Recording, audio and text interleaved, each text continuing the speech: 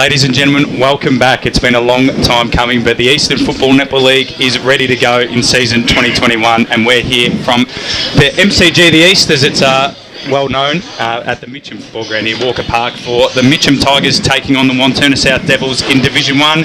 I'm Matthew Fodia, and joining me today for this historic return is Wayne Brasher. Oh, Matty. And Damien Watson. Oh, great to be here, Matty. Quintessentially local footy, isn't it, with a bit of rain around? I don't mind the rain around as a result of the wait we've had. Exactly. It's just been a fantastic, Matty, to get the team back together again, but also Bruce Press from Loft Productions and Leroy Green from LKM Media. Great to have them back with us as well. It's a big family. BWS will be joining us later on. The band's back together again, ladies and gentlemen, and watch out. Exactly. It's good to have everyone back. We will, of course, dig into this game later on. But I guess, boys, just quickly off the top of it, obviously, Damo, you've had a bit more footy than the rest of us working down there at SEM. But Brash, Damo, what did you miss the most about the layoff between local football games? I actually missed the crowd interaction being at the grounds. The crowds play a big part in local football, and also the fact that there are a lot of people that put a lot of time and effort and money into local football, and unfortunately for some they went by the wayside, but not because they didn't do anything wrong, but their involvement in local sport is really, really paramount for us to keep going again, Matt. Absolutely. And Damo, like I said, mate, you've had a bit more exposure, but... Well, it is different, though, because obviously a lot of the games last year at the AFL were played in the state and, of course, without crowds. So I think it's just great, as Brash said, to have the crowd back, and obviously creating that amphitheatre-type atmosphere. It's fantastic. It's a community feel to any local football game, and you have your tribes within each team, and I think that is what I miss most. Yeah, absolutely. Got to agree with you guys. It was a long layoff, and crowds are key, and of course we have seen them return to the AFL, but you do get something different in a local crowd, almost being able to reach out and touch the players and the surface, and of course seeing one another, as Brash alluded to there. We've only got an hour pre-game, of course, so we better not... Dilly-dally? Dilly-dally, exactly, mate. We've only got the 3 divisions starting today. There will be a delay with Premier and Division 4 starting next week.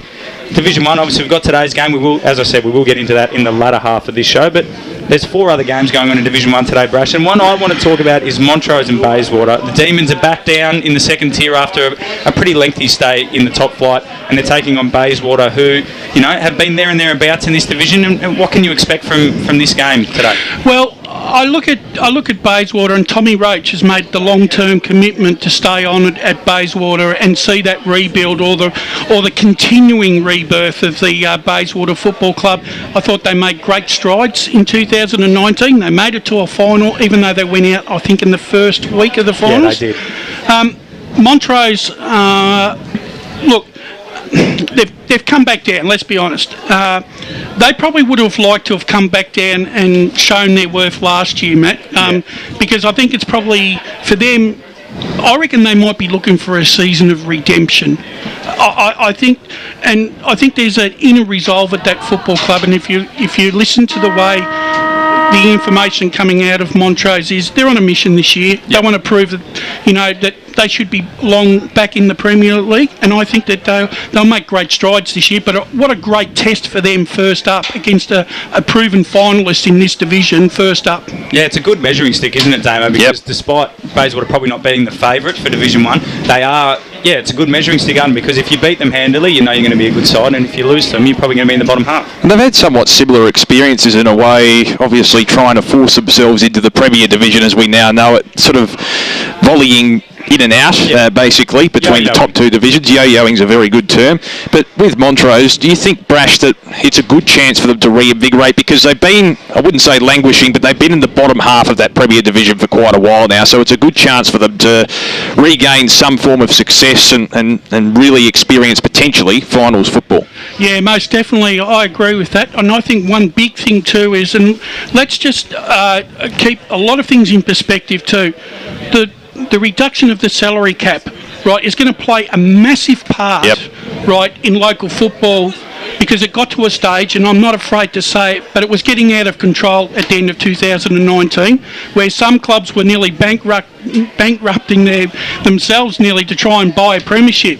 The leagues and AFL Victoria have been commended, right, in reducing that salary cap, and it gives clubs like Montrose, who weren't able to attract the top level players in Premier Division, but it gives them a chance to reload, right, on an even playing field in a lower division.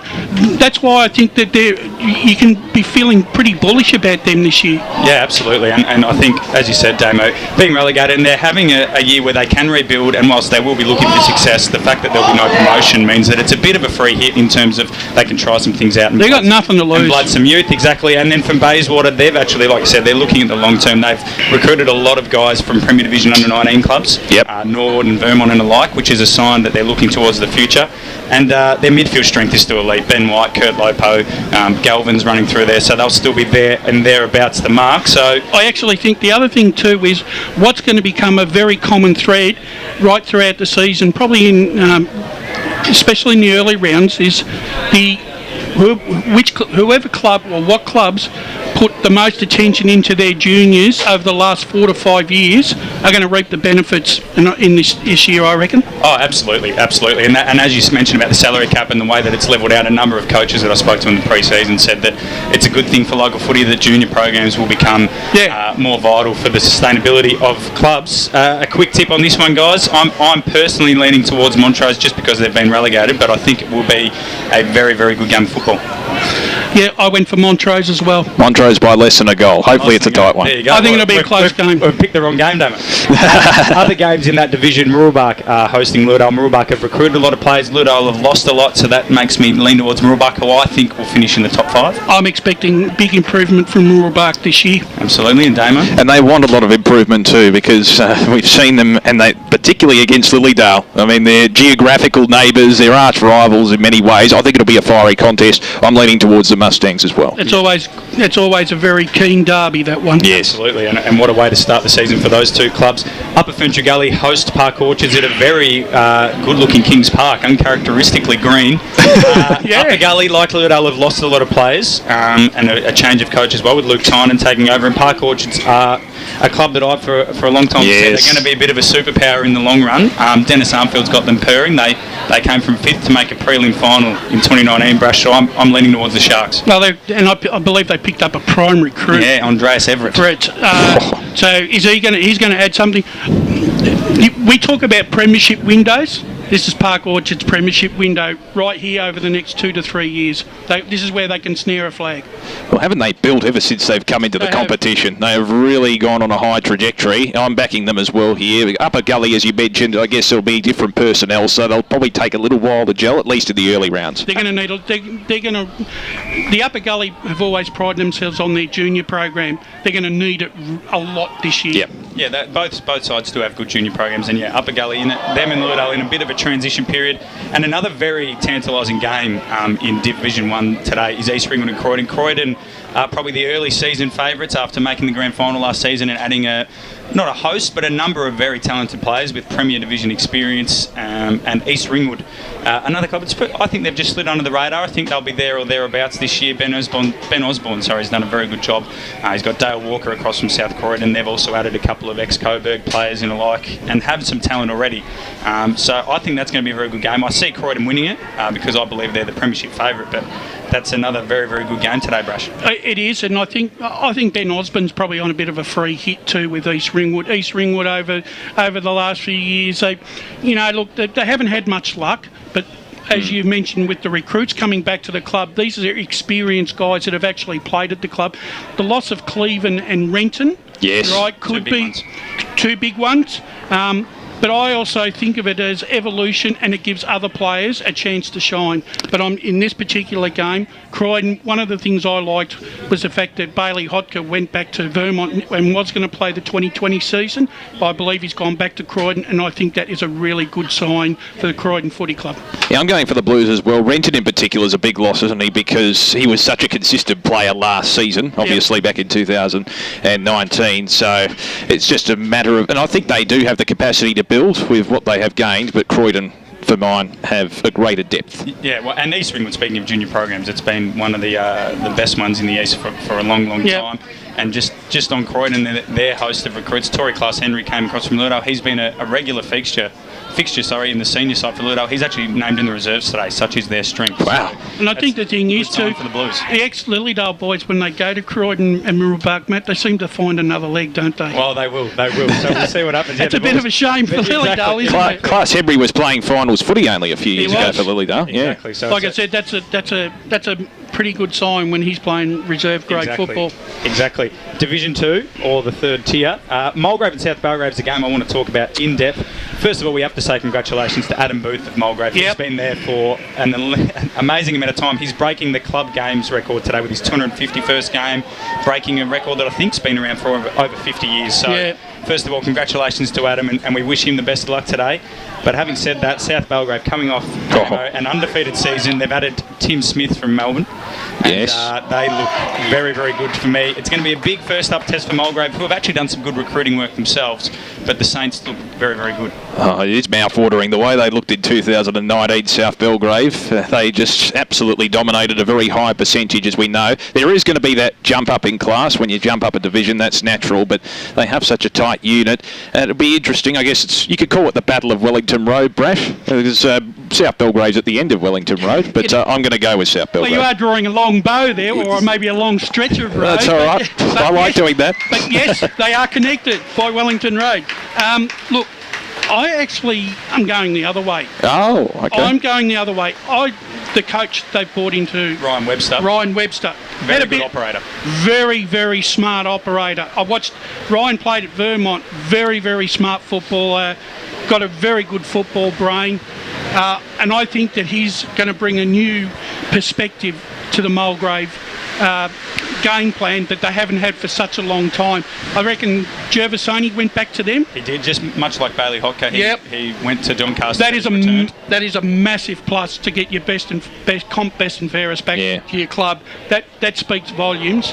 I'm going for them this afternoon. Fair enough. They'll do it for Boothie, but I also think I'm expecting Mulgrave to be good movers this year. Yeah, I also expect Mulgrave to rise up the ladder. As I mentioned, there's not only that inclusion of Gervasoni, but also Thomas McGowan's returned from Foster and brought a couple of mates with him.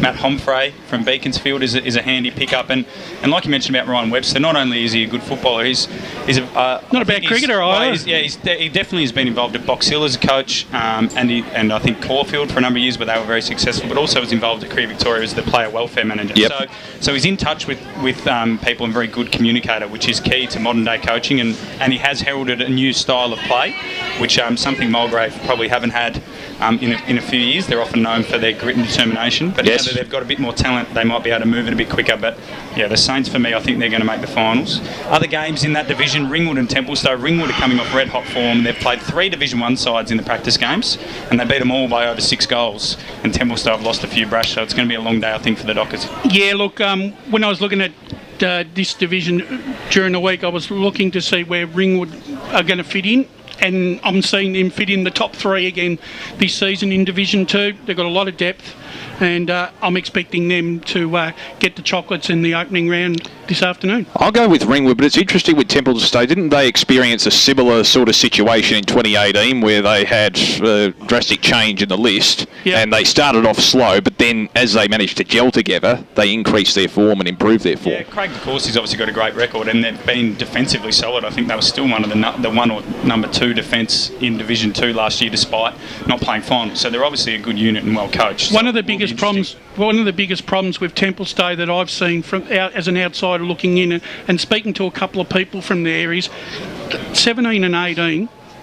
They were riddled with injury to their best players. They never got them on the park. Some were just unavailable in general as well. Went overseas. So I actually don't think Craig DeCourcy has actually been able to put Templestowe's best 22 on the park on a consistent basis since he's taken over at the club. Like I said, pre-season form, everyone turns around and says, "Oh, it means nothing. It means nothing." It means something. It means something. It means confidence-wise. Yes.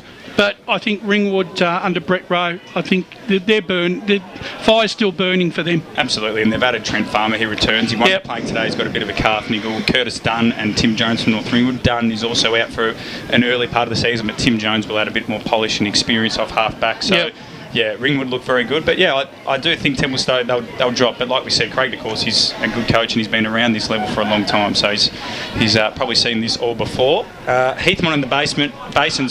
Nick Rutley is the new coach of the Jets, and I've had some personal experience with Nick. He's an absolute star, I think. He's going places. And Heathmont are a club that in recent years have been consistent finalists, but they're probably going to take a hit, I think, with the strength of the other sides in Division 2. And the Basin is another club that's improving under Justin Stanton, but unfortunately for them, I think it's just too strong a division. Well, yeah, look, there's been a lot of talk coming out of the Basin.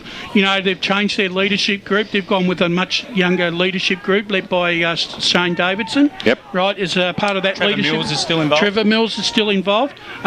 Look, there's a lot of optimism at the Basin if you're reading what they're talking about down there. But I'm with you, Matty. I think Heathmont. They've got the runs on the board, but these two traditionally play games that just finish within a kick of each other, and I'm only going for Heathmont because it's home field advantage here. Are they opening H.E. Parker Reserve at your facility? So H.E. Park is actually going to be one of the premier venues now. Will be. With its new rooms, the new lights, the new surface, and I was speaking to Justin O'Dwyer, their vice president, this week. They want to create an event, so they've got a Friday night game on the 23rd against Ringwood. We encourage all people to get down there. They're going to make it an event, pre-game music, getting team songs going brash, and it's good to see the clubs are trying to create that. We're here at Mitcham today, they've already got the music going in the breaks.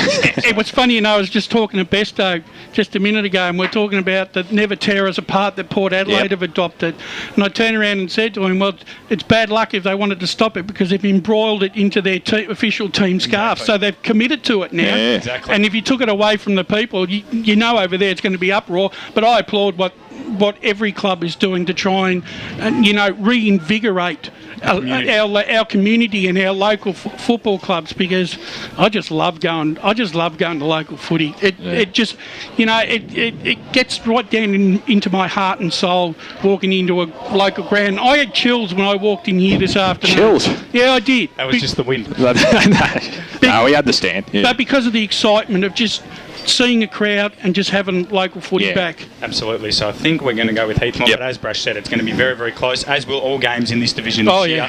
It's the new Division 1 for mine. And then finally, Knox and Baronia in this division. Knox dropping down. Brendan Whitecross joins them. Yes. They won 6 games in 2019 and still got relegated. And Baronia, on the other hand, premiers in 2018, didn't get to go up due to the restructure. Finished top of the ladder in 2019 out in straight sets. And Matt Clark, he doesn't do well with stuff like that, Brash. So they'll be bouncing back. Taylor Leggett has left Wantirna South to head there. I think I'm going to go with Baronia today, but that's going to be another humdinger. It will be, and expect the second.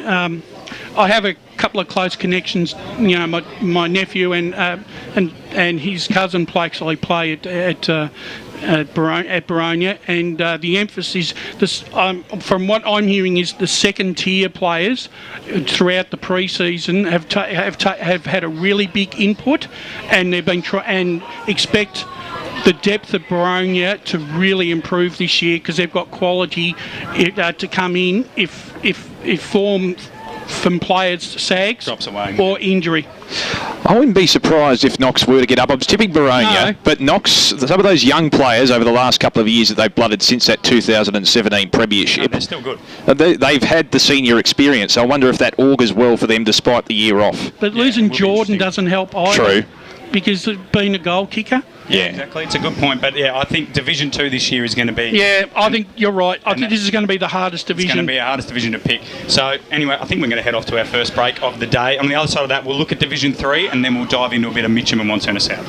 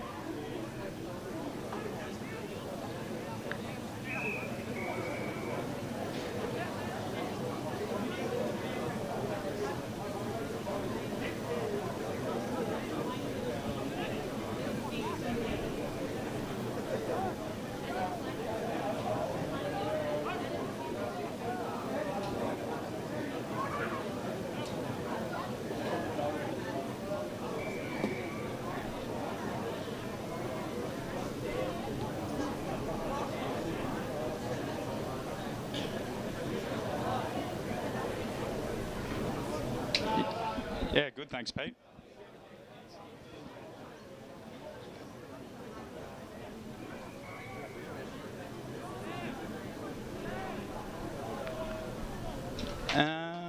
On and off, man. I think we're going to get scattered showers.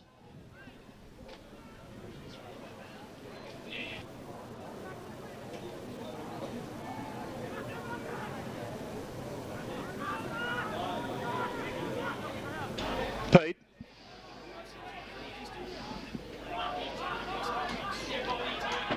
Pete.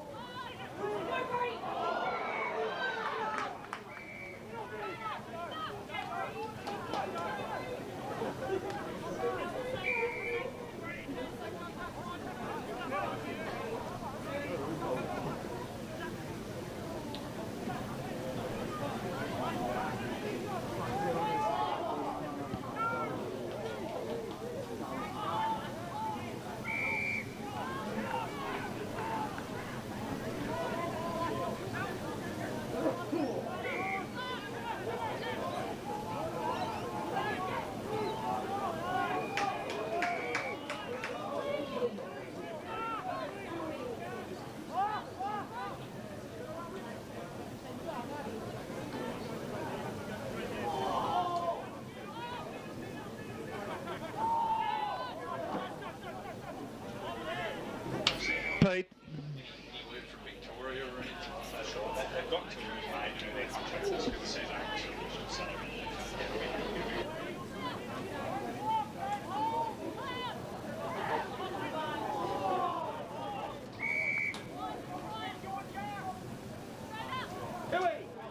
Thanks, Pete. Pete, you happy with the levels you're getting? You happy with the levels you're getting? Good.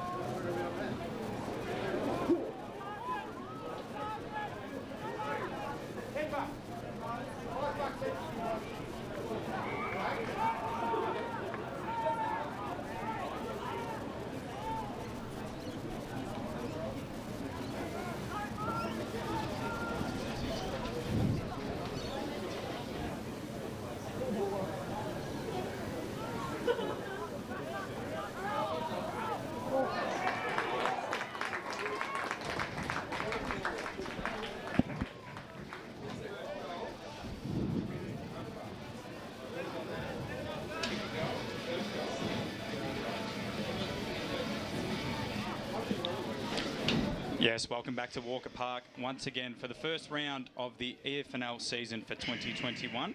And we're here, as we said, the Tigers and the Devils. That will be coming to you a bit later on from the call team here. But it's Matt Fodia, Wayne Brasher and Damien Watson here working you through the pre-game. And guys, we've done Division 1, we've done Division 2. We've had our say on those teams. Now into Division 3, it's a 9-team competition in 2021 after Eastland and Fair Park were both promoted, which is... you know, it's been one for discussion on social media, as I'm sure you guys have seen. Yeah, well, we'll put it this way. The skeleton, I'm not afraid to put me 2 bobs worth in. Oh, here we go. I'm going to just distance myself. No, well, these words are only my personal thoughts. Look, whilst I think it's good for East Burwood to have been promoted, I'm still not really au fait with the fact that they should have got promoted in the first place. They didn't win the flag, but I understand that there were reasons. And happened before though, where the runner-up gets promoted. Like I said, and that's a personal thing, and they obviously put the case forward to the EFNL board for consideration, and the board have gone back and looked at all the permutations and the reasons why they couldn't, and they've decided to let them come up. And at the end of the day, we've got to accept the umpire's decision. Exactly, Bash, exactly. So, anyway, moving on to that division. Waverley Blues and Donvale. Waverley Blues have absolutely nailed their colours to the mast. They are adamant that they are going to win the premiership this year. They came from 4th to make the grand final in 2019 and actually kicked the first 5. They were in front halfway through the second quarter. It was musings of a boil over, but it turned pretty sour from there. Tom Langford has taken over from Bryce McGain And obviously 2020 they were very keen to play footy. They were, like I said, giving it the big ones. And in 2021 that's continued in multiple publications. He's spoken about, their target is a flag.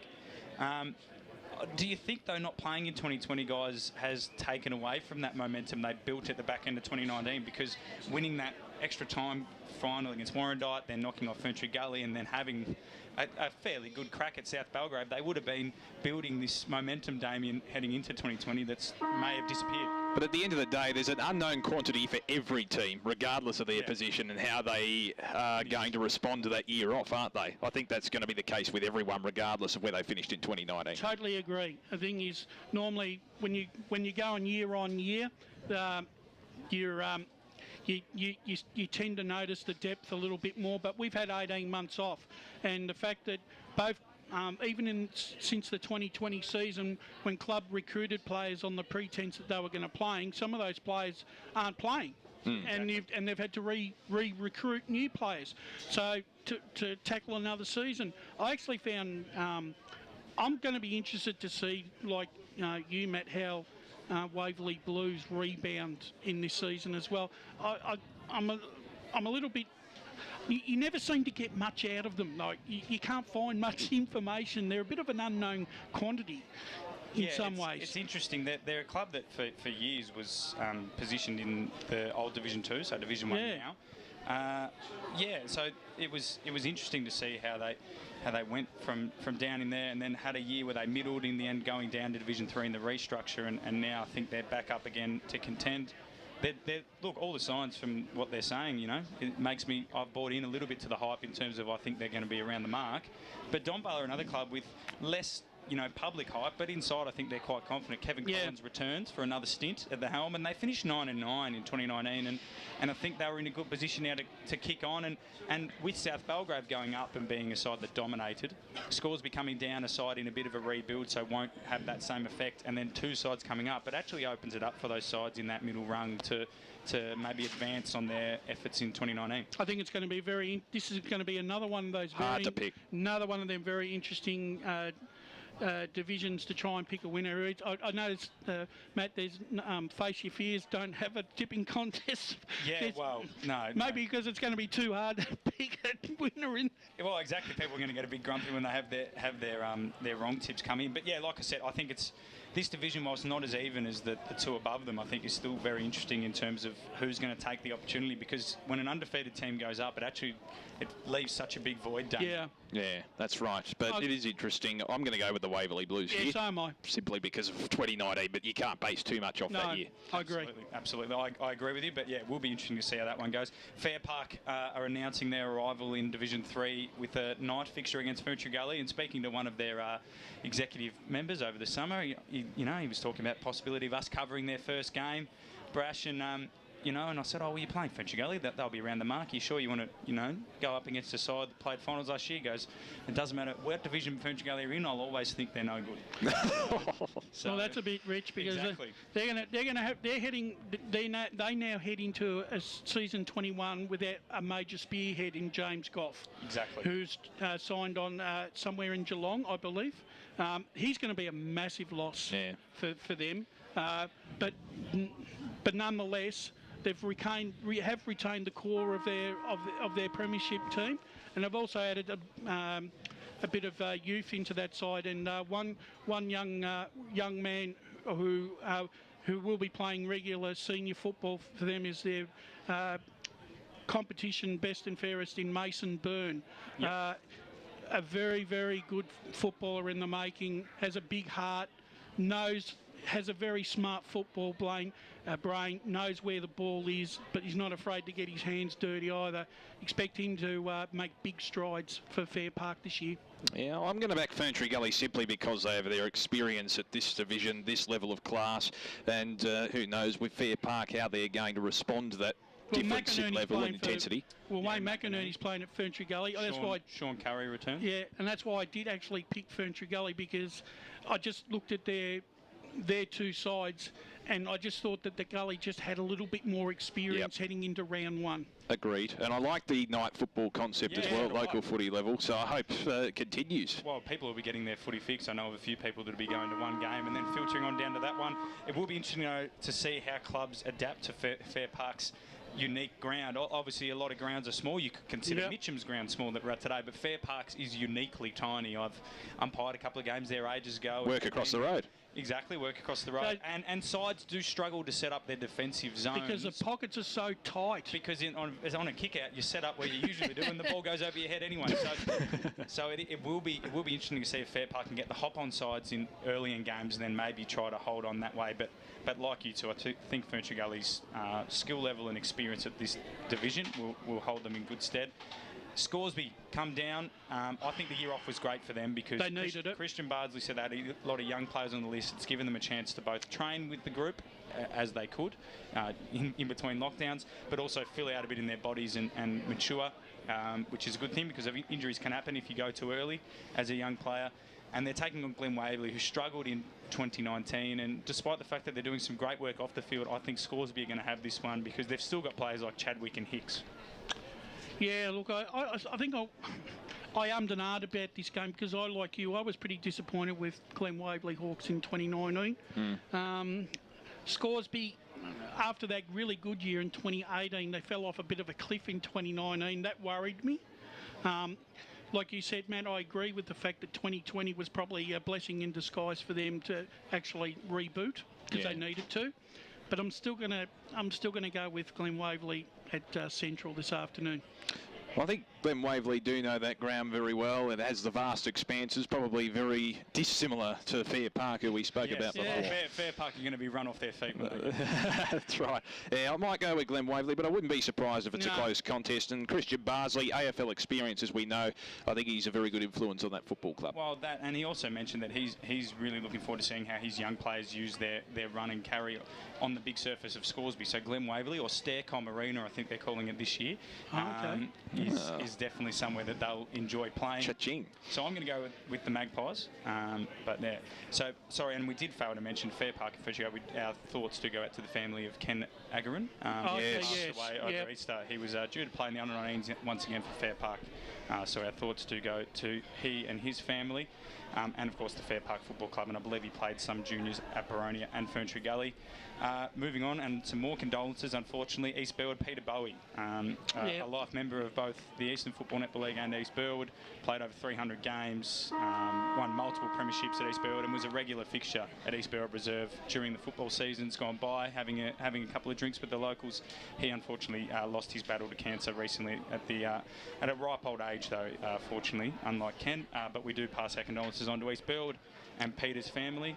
But they take on Whitehorse in their back up the divisions. Brash, as you said, controversially. Nonetheless, they are they're reversing their way up the East Burwood Highway. And it's another night game, I believe. It is another night game out there at the Ram Arena. And they're taking on Whitehorse.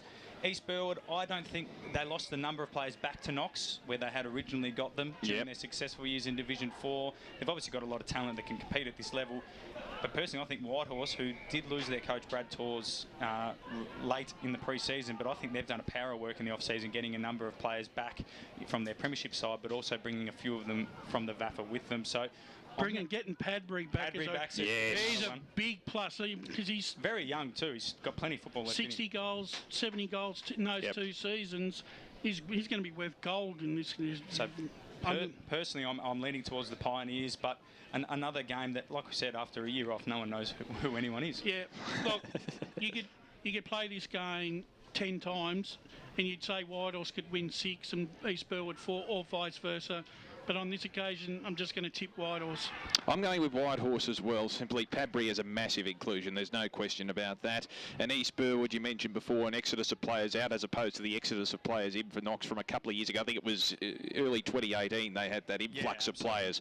So I think there's always going to be that period of adjustment when you lose a significant core of your group. So I'll go with Whitehorse. Absolutely. So there we have it. There's the 3 divisions done. And the most exciting thing about this is we've still got 2 to start, but all these 3 divisions, it's hard to pick a premier off the bat. It's not easy, but I'm going to ask you guys. Personally, I'll nail my colours to the mast now, Brash. I think it's going to be Croydon, Ringwood and Waverley Blues in the divisions to win it, but I know I've given you a bit of a question without notice. But I'm sure you've been thinking about it in the pre-season, Wayne. Who are you looking at as Croydon. Croydon. Baronia. There you go. And, gee, I'll go Waverley Blues. There we go, Waverley Blues. Baronia, your thoughts? You're just that depth that you spoke about before the break? Yeah, look, and they've been building. They've been building for the last 2 or 3 years. Matt Clark, he builds teams for success very much in that Steve Buckle mode. Those two blokes are two of the best in the business, and we'll get to see Steve and his side, Doncaster East, in forthcoming weeks in Premier Division.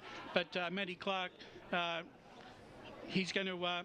once again, he's going to prove himself to be why he's one of the master coaches in the EFNL. Baronia do a lot of very, very good work off the field too in terms of combining their one club. They've got 2 female sides, they've got a number of netball sides, their junior clubs blossoming, so they're setting themselves up to rise up the division. So I like that tip.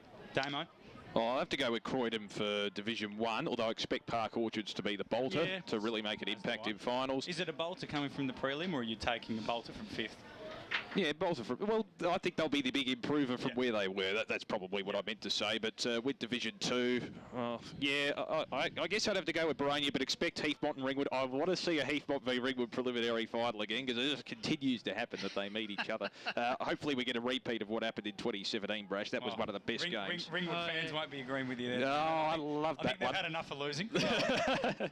And Division 3, I think Whitehorse might make a move this year.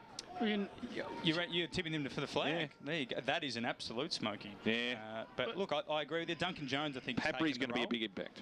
Duncan Jones has taken the role in recent times, and again they have a number of very, very good inclusions. So I can see where you're coming from, but it's going to be interesting. We'll do Premier Division 4 obviously in depth next week, but just quickly, I've got Vermont and Coldstream. I assume you're going to be pretty similar, Brash. Coldstream are the runaway workers over the last 2 years. I think they've got a whole new squad, let alone side. Yeah, actually, I am going to say Vermont, but I'll tell you what, it could be the year of Blackburn. They're going to be my smoking. Well, that pains you to say it too, doesn't it, Brash? It doesn't pain me, but look, they've got in Premier League. They've got one of the best junior setups, and they're going to reap the benefits. And I reckon Brendan Allen will be licking his lips this year. You are right about their junior setup, but Vermont have served as the yardstick, though, for so many years. Well, Rodney Eade keeps saying that Vermont's going to be, he said it himself, that Vermont's still going to be the yardstick. Yeah. So, look, it's... That's all you can base it off. That's why I'm backing them. Yeah, you got to go with Vermont, but I reckon Doncaster East, with the squad that they've assembled, could be the smoky. Yeah, fair enough. It's definitely going to be an interesting year ahead for us, guys. And the sun looks to have reappeared. And don't you love it? Over here at Walker Park. If you are in the area, of course, we'd love you to continue listening or watching along. But, you can...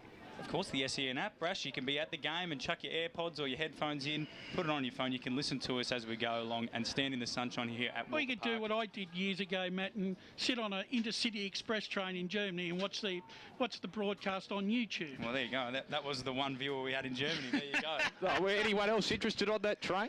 Pardon? Anyone else interested? Peeking over your shoulder? Yeah, I had a couple. Yeah. Wondering what on earth you were looking at? Yeah. And how did you go? They didn't understand the size of the shape of the ball. Oh, okay. You probably had to explain all the rules. How is your German, though, Brash? Not good. Not good? 9. 9? Absolutely. So on the other side, I believe we've got another break coming up in a couple of seconds. On the other side of this, we'll dive into Mitcham versus Wantirna South. We've got plenty to discuss here, and of course, and then after that, we'll be straight into the action. So it's getting exciting now, guys. The first ball up of season 2021 is only minutes away.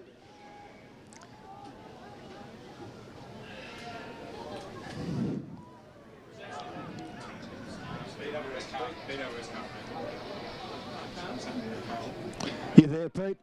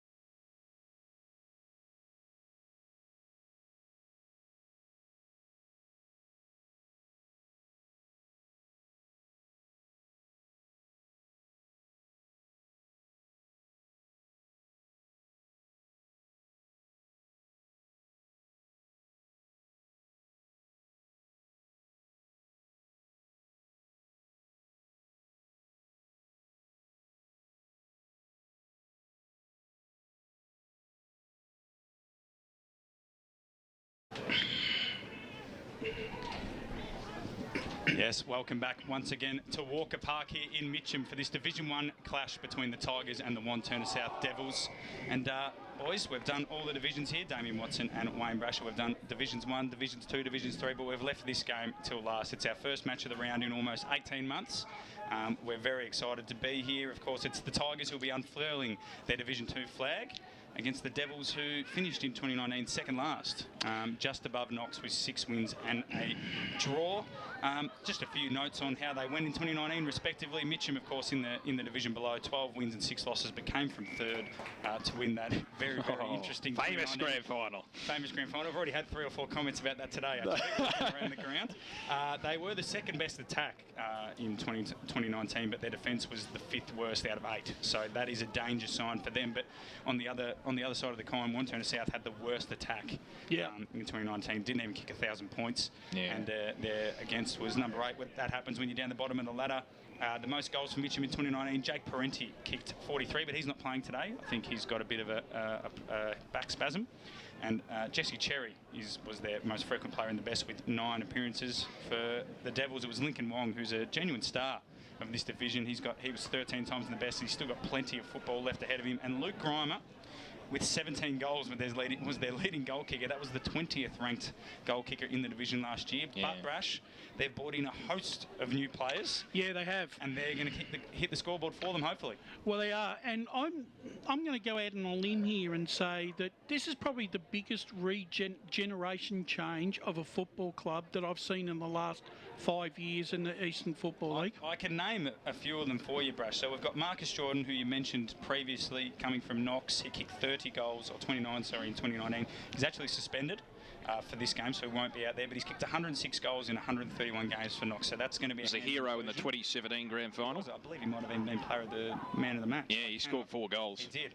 Robbie McComb is across from Vermont with another player. He's Footscray VFL listed, but I believe he is running out there today. I'm not entirely sure. He's not on the team. Premiership player. Exactly. Jack O'Keefe kicked 60 goals for Vermont's reserves and didn't play a game in the ones in 2019, but it's pretty hard to best Brett Eddy and Jake Best. Reserve best and fair. Exactly. And premiership player. James Crikers kicked 20 goals and 6 times in the best for the reserves last year and played a handful of senior games. 2-time premiership reserve player. Pat Wallace, 10...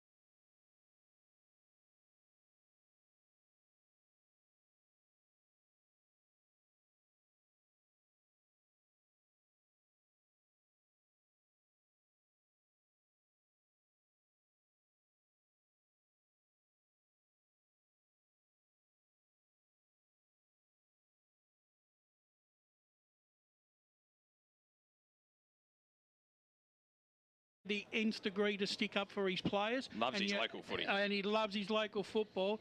And the thing is, he'll get the best out of these young, because these guys, and another one we hadn't even talked about, Charlie Young. Yeah, Charlie Young. Now, that kid, right, 2018, 2019, I think played 6 games because he was out injured. I watched him one day come off a half-back flank. If he's allowed to play that running high ball style, he's gonna decimate oppositions with his foot speed and skills. He's another player you got to watch out for. I was just going to mention, Brash, the comparison between Division 1 reserve standard and Premier.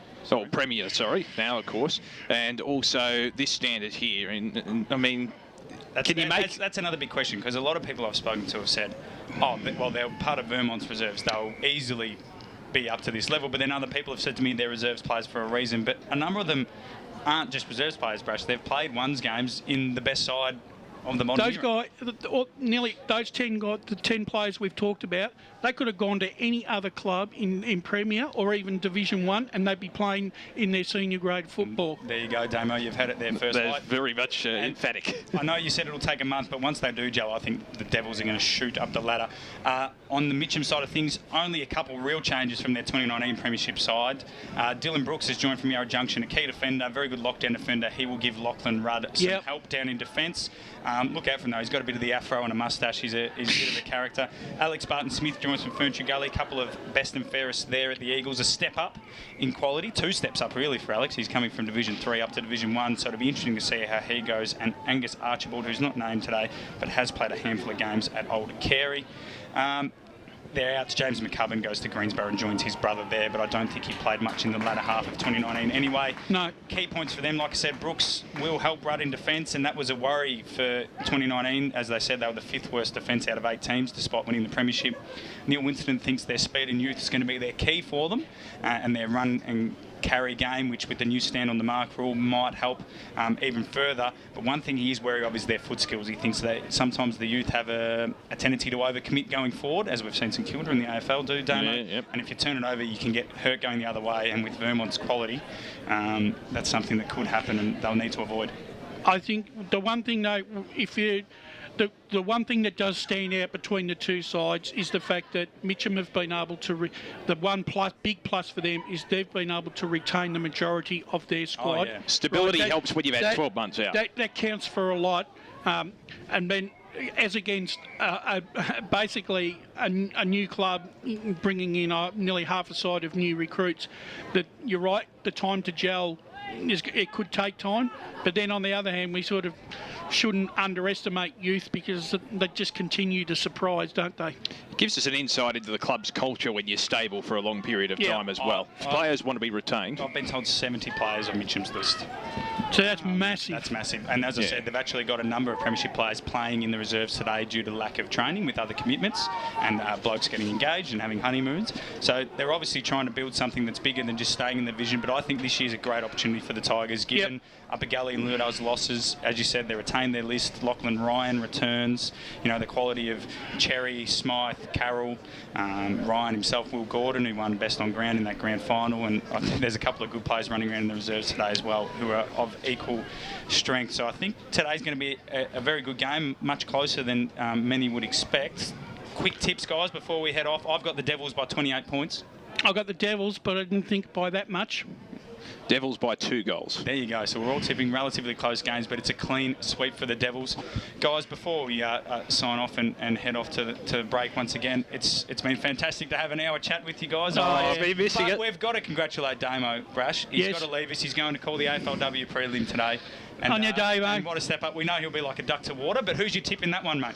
I'm going to go with Brisbane at home against Collingwood. And what about you, Brash? You across that enough to offer a tip?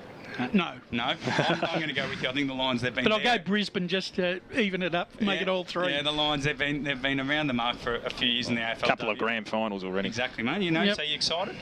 Oh, absolutely. And coming off the WNCL final recently as well, really enjoying it. A female sport aficionado now, mate. Oh, hopefully it continues. But I love the EFNL, and it's great to have it back. Absolutely. So on the other side of this break here from Walker Park, we'll be back with the first bounce or ball up of season 2021. It's been a pleasure, gents. And, absolutely. Thanks, the local Matt. footy's back. Bloody oath.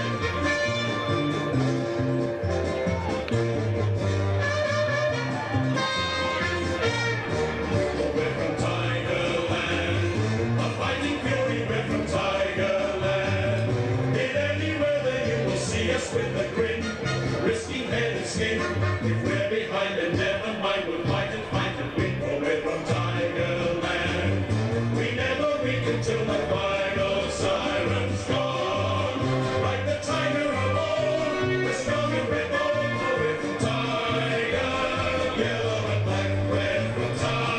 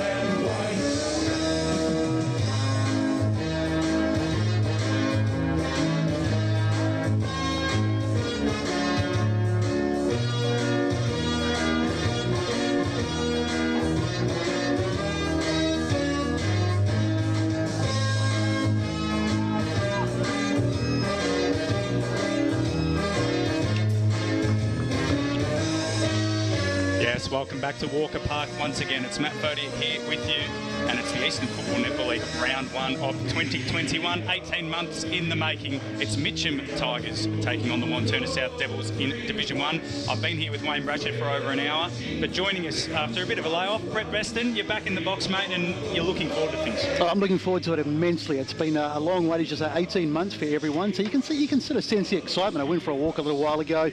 The spectators are up and about. I'm sure the players are up and about. This is going to be a great occasion at the moment. Despite a few showers just sweeping across the ground, we're looking okay weather-wise. So. Blue skies at the moment. Yeah. I think it will be a few scattered showers. Our boys are heading down to the boundary as we speak to just get a grasp on things down there. We've done our tips, mate. We've both got the Devils winning. What about you, Besto? What have you got? I had the Devils winning anyway, just because they're more experienced, obviously, in this division. But the Robbie McComb I see as a late in for the Devils, which I think is huge. I mean, they lost Taylor Leggett in the off-season, but McComb more than offsets that. So it's the Devils for me today, I think, by maybe 2 or 3. Yeah, he'll be a rare inclusion, I believe, this year with him on the Footscray VFL list, and actually was touted on social media a couple of times in the pre-season as someone they're expecting to have a big year for the VFL Dogs. They're going to be raising the flag, of course, unfurling the Division 2 flag from 2019 down here at Tigerland. We're in the old grandstand, but the new rooms, Brash, you walked past them. What did you think of them? Awesome. I reckon it's a great little It is a nice little venue here now. It is, and look, and they've also took the opportunity to redo the ground as well, Matt, at the same time. Exactly. And the ground, even with that little showers that we've had and a little bit of rain, has freshened the ground up immensely, and it's looking an absolute picture before the big kick-off. Absolutely. Now we're going to try and cross down to our boundary riders, Steve White and Ryan Long down there, to have a look at the conditions and what their view on the game's going to be. Yeah, thanks, Matty. Pretty good conditions, actually, at the moment. And Brash, you're quite right. It's still in really good nick, despite the little bit of moisture we had there, that little flash shower. Some rain clouds in the distance, so I think it's going to be patchy in terms of the weather. In terms of the outlook for both teams, I'm actually tipping Wantirna South by 2 goals. And Ryan, of course, he's on debut down there, Steve. So we shouldn't go throw him in the deep end, Ryan. No. What have you got for us, Ryan? Thanks, boys. Yeah, it's not too bad out here. A little bit damp on the ground, but otherwise conditions not too bad, but expect a bit of rain on and off today.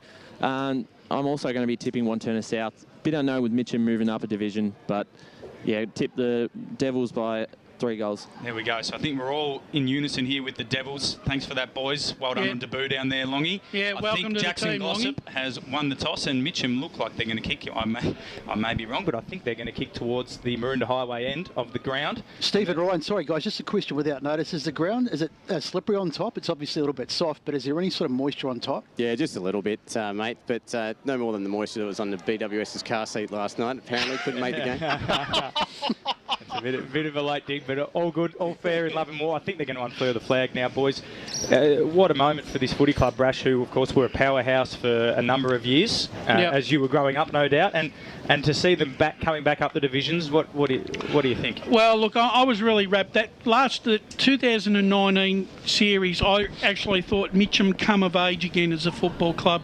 They had to work extremely hard in all 3 finals, and to get the reward at the end of it for hard work. They had a couple of injuries on the day, but they managed to still find a way. And look, I doff my hat to them. They're back.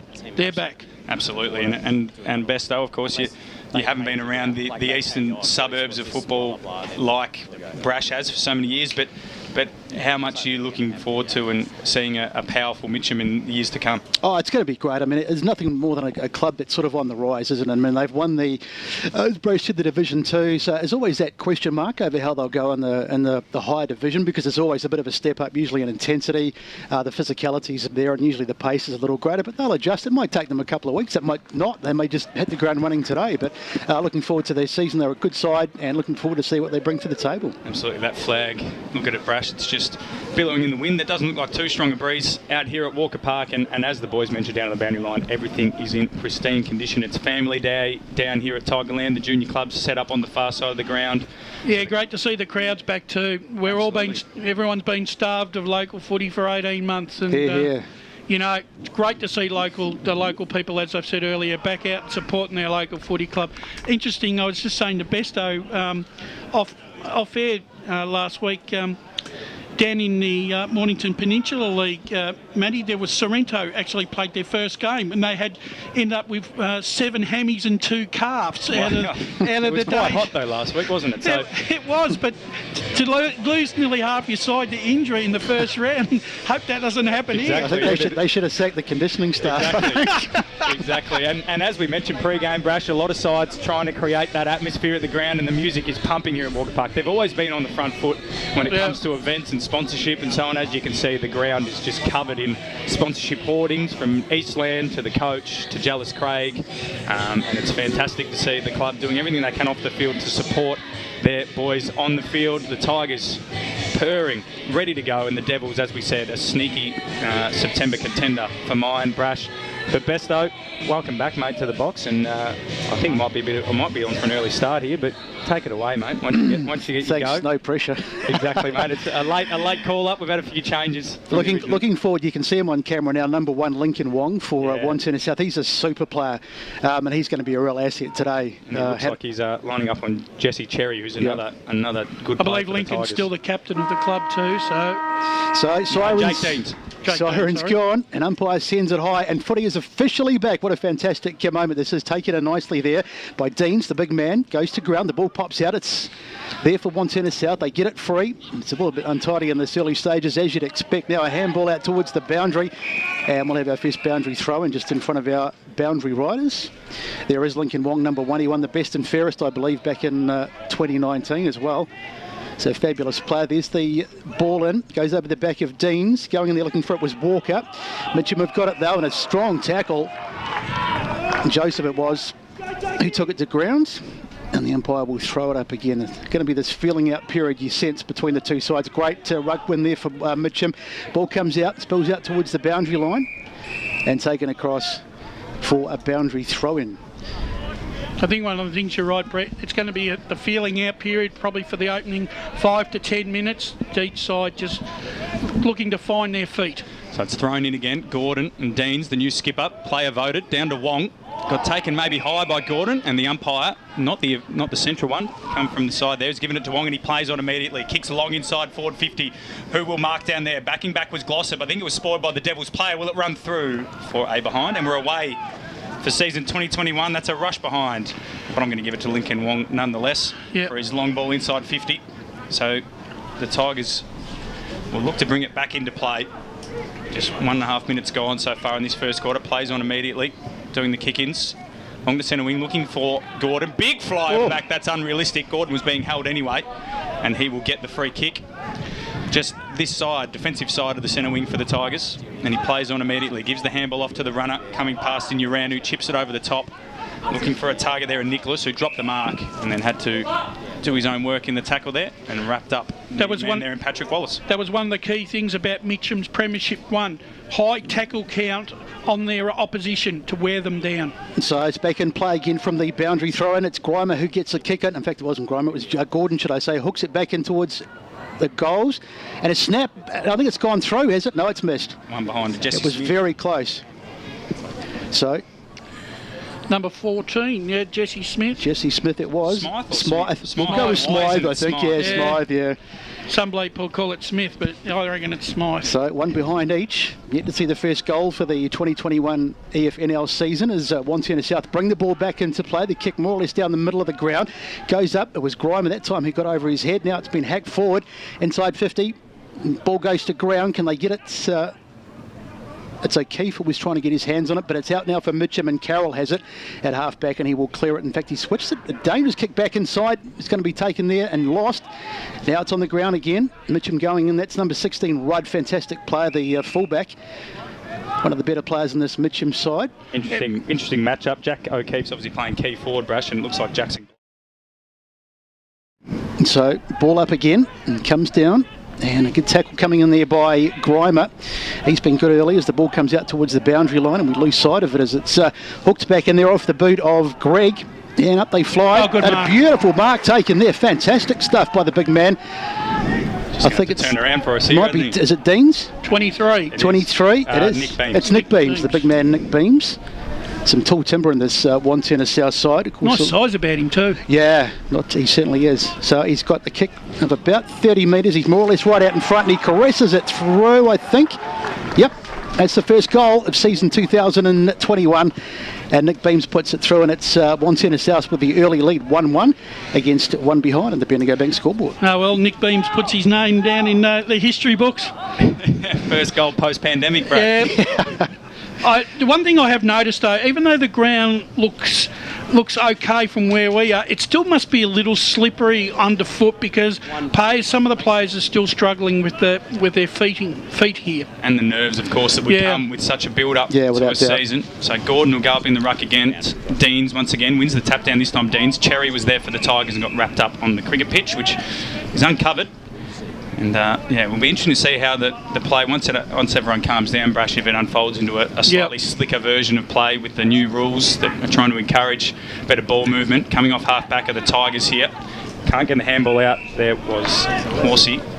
Just the one thing I noticed with Jack O'Keefe and the two forward forays was the fact that he failed to hold his feet after engaging in the contest. He's got to try and hold his feet a lot more. Wong got the handball out there for the Devils, and the little snap around the corner lands in the arms there of Jared Smith, the man from Ararat. He goes across the ground looking for Beams once again. Rudd might have grabbed the jumper, and he has. Free kick paid.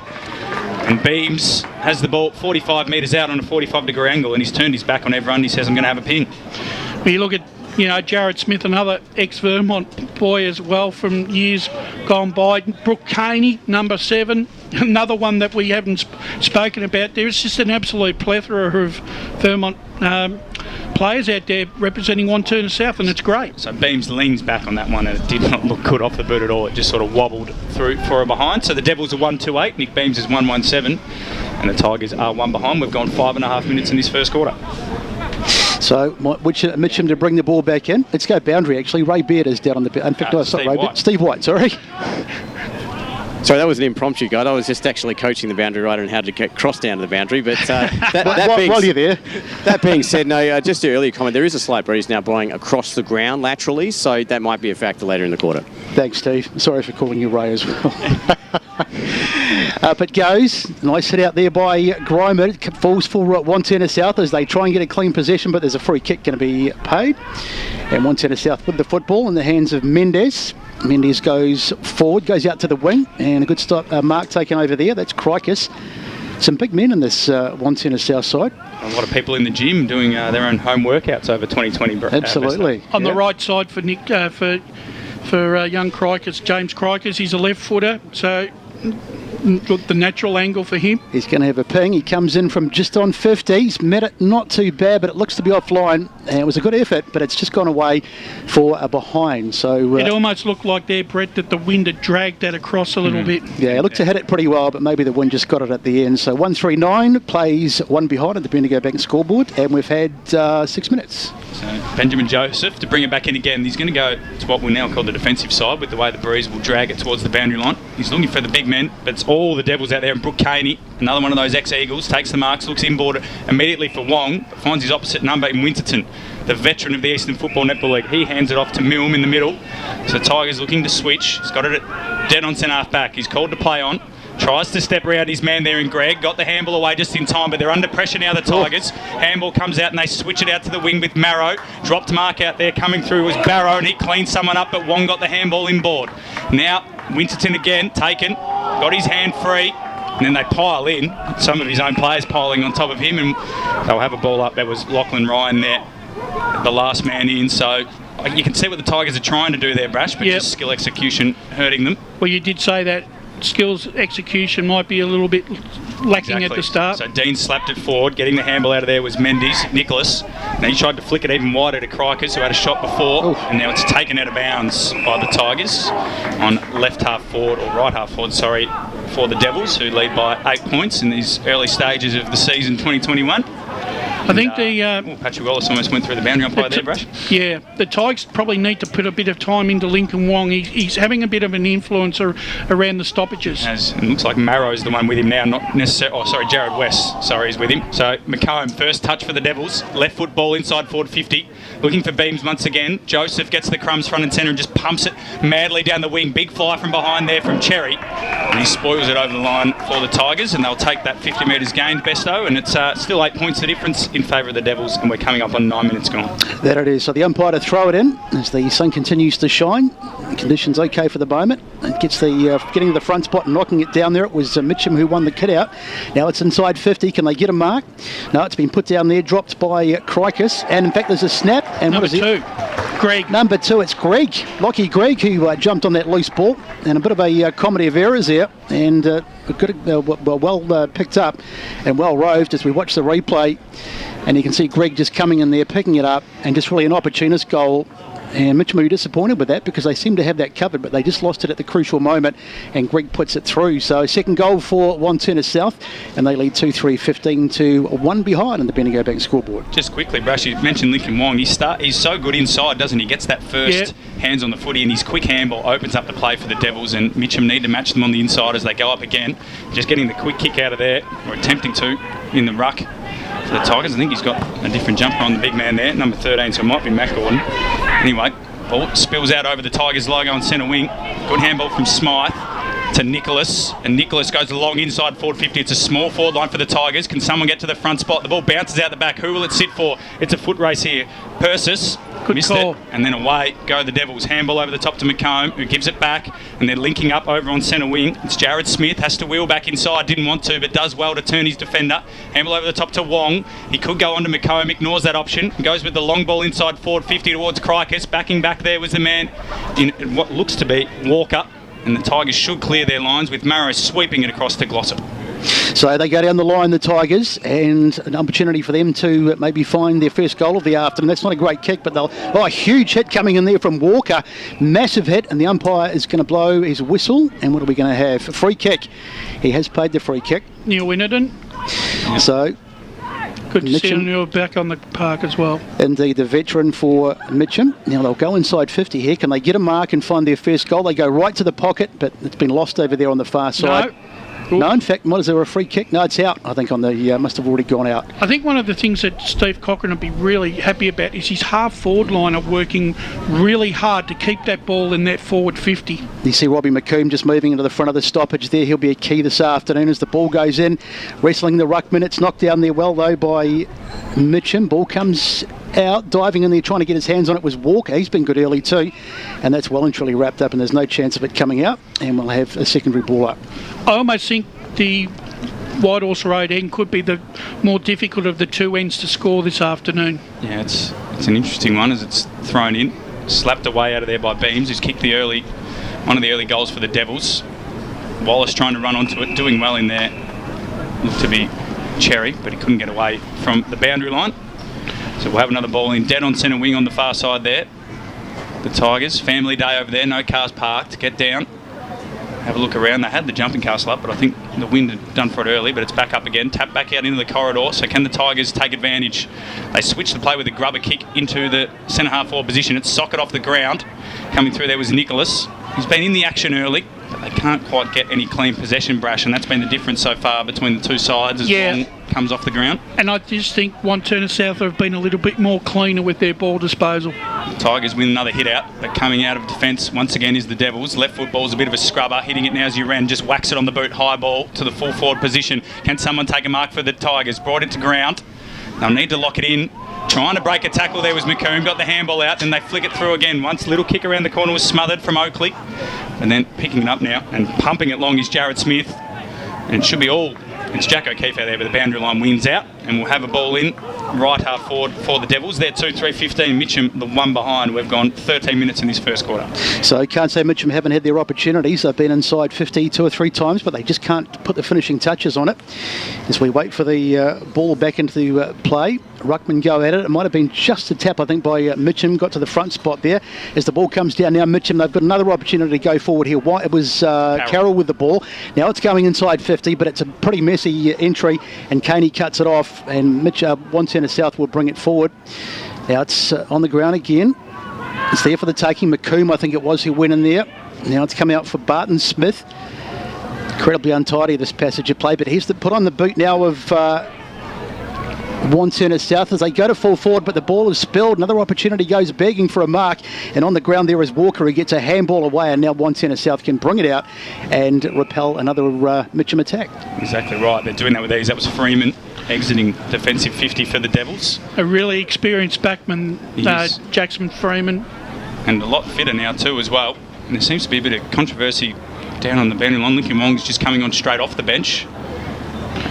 Hopefully our guys can see what's going on out there. Might be the blood rule. It must be, but I'm sure the guys will be onto it soon enough. Can't see too much. So we're going there is. There we go. We're cutting across down Bruce to the boundary line. Ryan Long's going to tell us what's going on. Yeah, it's just number 22, Hamish McGowan, has just come off with a blood rule. Just been hit in the contest just before, so coming out to the boundary now. That's a shame. Hopefully for Hamish it's not that bad, and he'll be back on the ground shortly. No, but it's a good chance for the Tigers to set up behind the ball. They should be able to at least force the Devils into a long ball down the line, but given the height of the Devils, Brash, that might not be in their best interests. Play due to restart anytime soon. As we mentioned, 14 points the difference. Devils in front of the Tigers. Some are calling them the Vermont Devils, Brash. Or the Wantirna South Eagles. Yeah, such is their. I think we're waiting for a football, guys. I don't think. No, he's got it. He's fine. Oh, he's got it. There you go. Off the ground. So they go long down centre wing as we predicted. It's a bit of a mung. It'll be hard to mark, and players come from everywhere. But it ends up in the hands there of Grimer for the Devils, and it's just in dispute. Wong once again. Look at those hands. Brilliant. Brash got into the middle. They go inside forward 50 towards the man down there in Deans. Rudd, the red mist, does well. Turns his man inside out and then chips it out looking for Glossop. Misses his man though, out of bounds on the full. And who's the closest man to this footy? I think it's Robbie McComb, yeah. He's going to pretend to pass it off, think now, but he's been told to straighten up. So he's hemmed in on the boundary line at a very generous 45 metres to kick the Devils third. He might just pop it to the top of the square. That's what he has done. Deans is coming from about 4 deep. He got there, but it's rushed through for another behind for the Devils. They're 2-4-16. Mitcham one behind. We've gone 16 minutes in this first quarter. So Mitcham to bring the ball back into play. Robbie McComb already stamping his mark on this game, as you'd expect. Top quality player, part of that fantastic Vermont side over the last few years. Brought back into play now. It's a kick out and the mark taken in the back pocket. So just a slow, hang on, what's the umpire saying here? He wants it taken again by the looks. Not happy. So Joseph it is. In no hurry. I think the players you'll find in about the third quarter could get some fatigue sitting in. There's the short kick. It's nicely marked as well by Barton Smith. Mitcham just chipping. Oh, that's not a good kick, and it's gone right over the back. It was Uran who was there, and it's gone out of bounds. So just a bit of sloppy play, and McComb again will have the ball on the far side, and he will kick it back into play. A few runners going forward. Walker was looking for it, but McComb, no, he decides to hang on to it. Now he goes inside 50. Can he hit a target? Up fly the big men. It was Crikers who was there, but it's fallen for Mitcham and they get it out. But just a question of whether they can... no, they can't. It's going to come straight back. Lang has it. Lang wheels onto the right boot. Now he goes long inside 50. It's a good kick to the hot spot over the head of Joseph, who nearly got a mark. There's McComb in there again, and he just sees it over the boundary. It was a good kick, but just unfortunately just couldn't quite get on the end of that that one.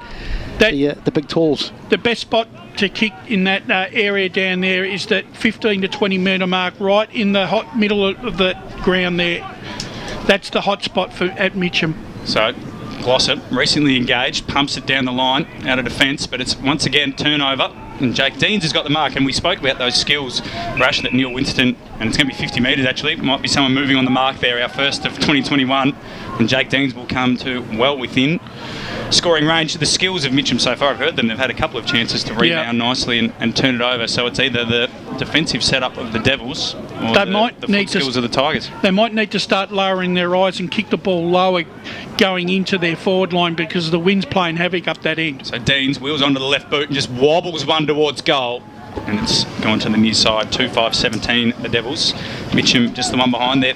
They could have put them away already, best of the Devils, but they could have, yep, their absolutely. bad goal kicking is keeping the Tigers within touching distance. We're edging closer to time on, and it's a 16-point lead for the Devils. So Joseph to bring it back in. It's a fair comment too about the Mitcham side. They have tended to bomb it in long rather than lower the eyes and try and hit a target. It's certainly going against them at the moment as the ball goes to ground. Looking for it was Barton Smith. It's on the deck. Diving on it was Lucas for Mitcham, and it's wrapped up nice and tight. And we'll have a throw in. So no, it's Lincoln Wong at the bottom of the pack. Lincoln Wong. You're right about that, lowering the eyes, Brash, because they're kicking into a breeze too, the Tigers. We just saw that one. They're trying to kick it over the back, but they're kicking into a breeze. Dean's got the tap. There's the kick smothered. Now Mitcham with an opportunity to go inside 50. What can they produce this time? Again, it's no mark taken. They just can't seem to finish off as the ball goes to ground. It's up for contest. Lincoln Wong, there he is again, having a fantastic game. And the the ball up will be held just short of the 50. But the other thing is too, their players are not holding their feet on that half forward line either. So there it is again. Dean's got the tap, and the big man. Now it's going to fall. Here's an opportunity for a goal, surely, but looks like it good kick is going to be touched on the line potentially. No, it's a goal. It's gone through from Lucas. There were hands right on the line, and I thought for a minute someone might have got a fingertip to it. The umpire had a good look, but he's decided that it was good enough as we watch the replay. And it was a bit of a floater, really, and the players were on the line, but it was Lucas who got it in the end, and good work on the line as well there by Perzis, who just shepherded it through. So Mitcham finally on the board with their first goal of the afternoon. It's a goal against the grain, really, because Mitcham have been trying so many different things, but their delivery into their forward 50 hasn't been good, and as I said, their players haven't been able to keep their feet. Absolutely, and like you said, Wantirna South will be ruining their missed opportunities as Deans goes up, just took it out of the ruck. Winston gets the clearance, a wobbler towards centre half forward. Lucas is the man there, but he's beaten in the air by David Lang, who's dead on centre half back. Oh, he played on, and he's gone! He's gone. He's wrapped up by the big fella coming through like an absolute steam train there in Matthew Gordon, who's the only man over 6 foot in the Tigers forward line, and he's got a bit to say to David Lang, who must have just stepped up his line there, guys. And Big Gordon, not quite a dainty man, just snuck up on him and took him out. And he's kicking into what is a strong breeze. He's going to probably aim for the right-hand goal post. And this to bring the Tigers back to within 4 points. Yep. Very close to the man on the mark, though, here, Brash. The big fella didn't look comfortable, but it struck it pretty That's nicely. Right. 2 in a minute for the Tigers. He's given it the double cobra. That's the first one of 2021. The Tigers 2-1-13. Devils 2-5-17, and we've gone 20 and a half minutes here in the first quarter. Well, that was a delicate touch as he lowered the ball onto his foot. Wasn't it? It was a long way down for the big fella. Yeah, we got the ball. And a bit of argy-bargy. Footy's back. Yeah, and don't we love it? You blokes with the air. I thought we were tiptoeing through the tulips next. As the ball goes back to the middle, Mitcham have really hit back, and very timely too, right on the quarter-time break. Neil Winton will be much happier than he would have been if they'd gone in with the situation as it was. Now the ball goes up, and a free kick's going to be pulled. Free kick, shepherding in the ruck there. A little something off the ball there. It was Gordon who got a slap round the mush. And in fact, the free kick's actually gone to Wantirna South. He shepherded in the ruck. Okay, there's the long kick forward to about half forward. Hands go up and it's fallen though, but it's going to be a free kick, I think. Yep, free kick to the Devils. The Devils. Actually, the controlling umpire was out of position then. Lucky he had a mate that actually saw that. Well, that was the thing. I was looking at the umpire and he seemed to be quite a distance away, but he's... Well, he wasn't the controlling umpire. No. That was the thing, Brett. All right, so it's going to be a shot on goal. It's going to be a long shot on goal at that for Beams. I wonder if he's got the distance. He'll be kicking from about... Who's the man on the mark? Just inside 50, so he's going to be kicking from about 52, but I tell you what, he hasn't got it too badly, but it's going to come up a little bit short. Mark almost taken on the goal line there, but not quite. Smith went for it. Now the ball comes out. And a good strong goal, good tackle with Lucas it was. He met the Wantirna South player over there front on and hit him pretty hard too, and the umpire says we'll have the ball up. As Wantirna South have just tired a little bit in the last couple of minutes, Mitcham have just upped the intensity here, and they're back in the contest. So back into the corridor for the Devils though, and it's been paid a mark, which is surprising to the Tigers players who seem to think it was touched off the boot. Yeah, the way And it definitely was on the replay 100%, screen, but 100%. hopefully for the Devils' sake, I think it's the man there in Jared Smith can take their opportunity here in front of goal. He's had a bit of an impact early, Brash, without really hitting his straps yet. No, but you're he right. comes in from 20 metres out on a slight angle, and he's put this one out to the right. So the Devils are struggling with that cross breeze, which has picked up a bit in recent times, and they now go to 2-6-18. They lead by 5 points, and we're 2 or 3 minutes into time on in this first quarter of season 2021, and well, you could say justice was served there, Brush, because that was definitely not touched off the hand, but you'd almost think it's almost left-hand goalpost out there. Yeah, exactly, and we saw Matthew Gordon at the other end do it quite well. So Zach Carroll will take his full measure and bring it out of defence, and he'll go towards Will Gordon. Jake Dean's dropped the mark out there, but he would have got a shove, and he is going to get a free kick. It wasn't Jake Dean's, apologies, it was David Lang. But Deans has probably won the battle around the grounds against Will Gordon. Might have him covered by foot. As Lang plays on, takes his measure again and goes along to the hot spot. Beams is the man he's looking for. It won't get there with the breeze, and it's spoiled away nicely by Brooks on debut for the Tigers, crossing over from AFL Outer East side Yarra Junction in the off-season. And it's a boundary throw in deep inside the Devils' 50. I've just noticed with Wantirna South, they've moved away from what they were doing well early, chipping the ball around. Yeah. So ball to come back into play. We're 23 and a half minutes into this first quarter, so well into time on. The palm down there from Brooks on the hands of McComb. McComb goes down the line. Can he hit a target? There's some tall men there. Up they fly. It was Beams again, who's been pretty good in this first quarter. That's Rudd with the ball now, but he's well and truly wrapped up, and there's no chance of it coming out there. So he's worked really hard in his first quarter, Beams. Yeah, I agree, and considering all the talk about Jack O'Keefe adding goals, Nick Beams has been very good as a tall timber. He's been terrific. It was Wantirna South, I think Beams it was, or Deans at least, he got the tap that time, and it's gone back into the contested situation, and we'll have another ball up. So bit of a stalemate, 24 minutes gone, so it'll be interesting to see how much time on we have in this first quarter. Palm down there by Mitcham, and again another tackle made, and we'll have ball up number 3, I think, in this period of play. Gossip a bit lucky there, Brash. I reckon he took a couple of steps there. Yeah, it's always this prior opportunity. It's really hard sometimes for the umpire to judge it. So Brooks it was, but once again it's going to go over the boundary line, and we just can't get away from this little stalemate. I almost feel like, Manny, if you're prepared to take the player on and you don't get a clean disposal, it's got to be awarded a free kick to the opposition. Yeah, that was my thinking there, but umpire was friendly to him. Brooks goes up in the ruck for the Tigers, wins it down. That one might have been a bit high on Nicholas. Nothing doing, says the umpire. Might have been blindsided there. I think Mitcham will be really happy the way this quarter's actually played out for him in the last 5 minutes. Considering the dominance of the Devils early on, they didn't put them to the sword, and now only lead by 5 points as it's pinballing around in there. Crikis tried to roll out of that tackle, and he's wrapped up. So, I agree with you there, Brush. The Tigers will be very happy to just lay these tackles and keep it clagged up.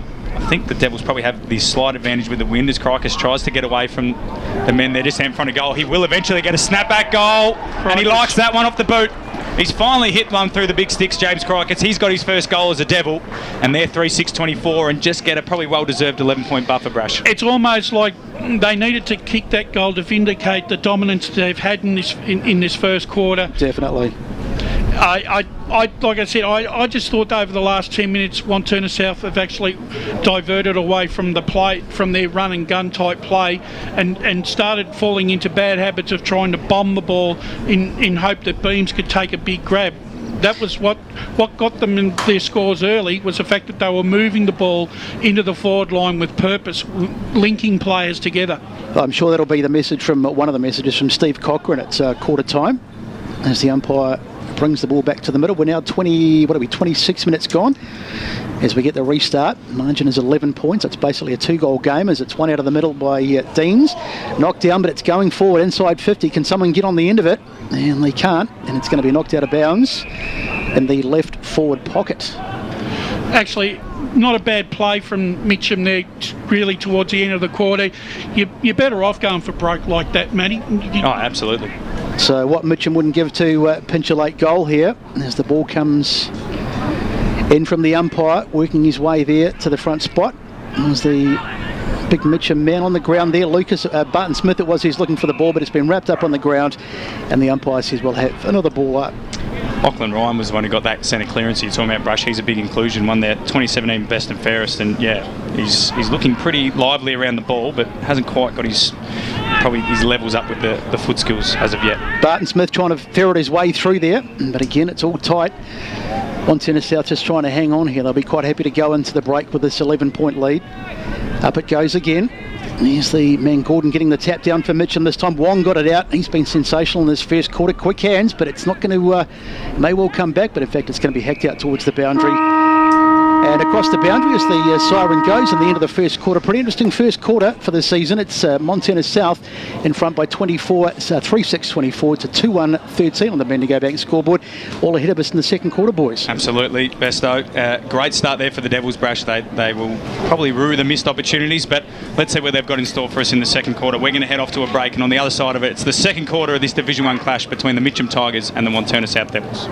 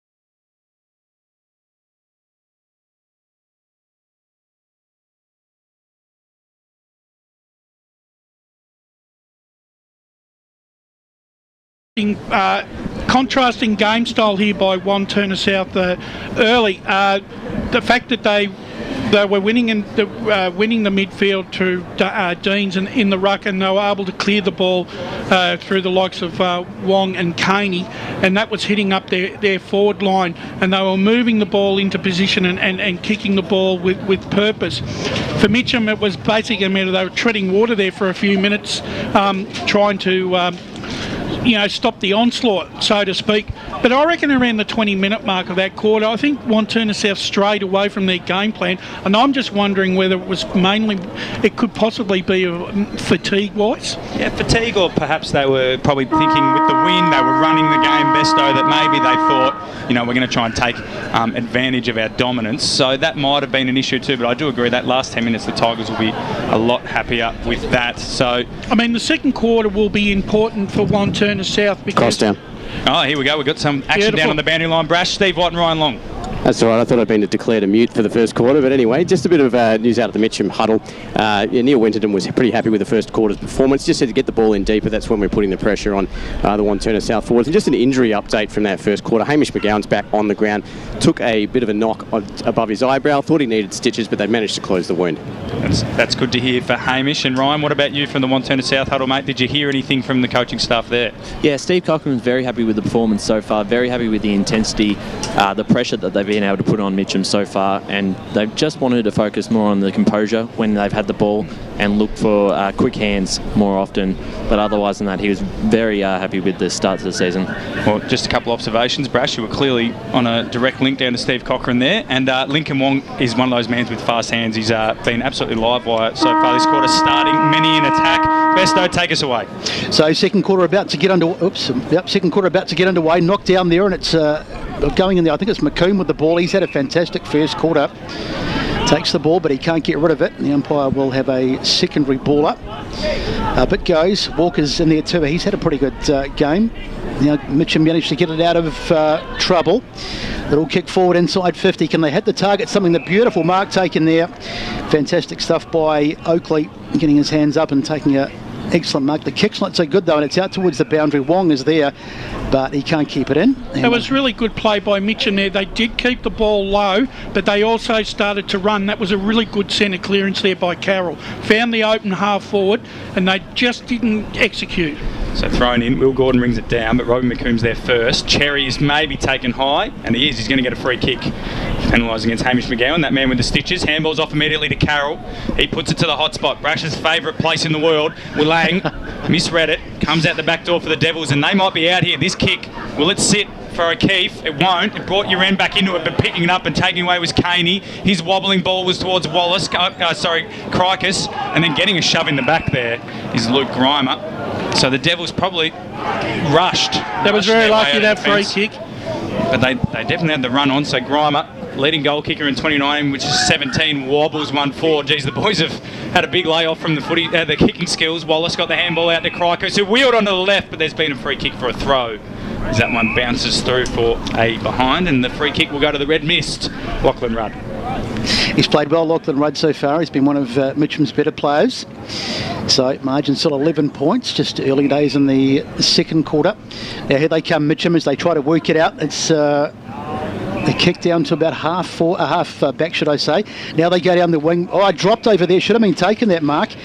Disappointing for Smythe. He got his hands to it, but he just couldn't control it, and it's over the boundary line. And skill execution's been the order of the day, Brash, and that's to be expected after we were such a long expecting this. So up it goes. Deans it was. He got the tap down for Wantirna South into the heavy stuff, and the umpire has blown the whistle. And we'll have...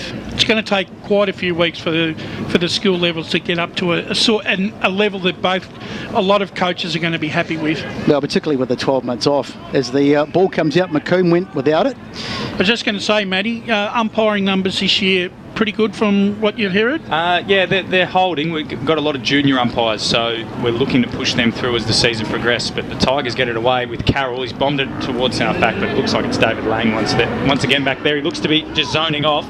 Chips it into the middle to Wong.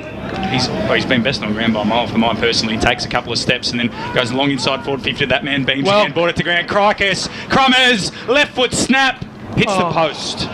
He was in the perfect. That's the perfect position that you want to see. Wheeled, didn't he, Brash and Besto? That was the best piece of footy we've seen in 18 months. But that's where you want him, front and square. He's just thrown you under a bus too, Brett. They kick innocent ball. I'm going home, not putting up with this. Barton Smith had it from the Bulls back. Bulls back into the contest, and the umpire says we'll ball it up.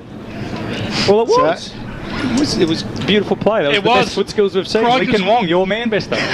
He's having a fantastic game. I told you he would as the ball comes out now, and here they come. A bit of run now for Mitcham. Down the outside, it's Walker with the... I think it was Walker. It was... I'm not sure who that was anyway, but it was Wantirna South who have now got the football. Down to Steve White on the boundary line. Yeah, just a couple of jumper changes for Mitcham.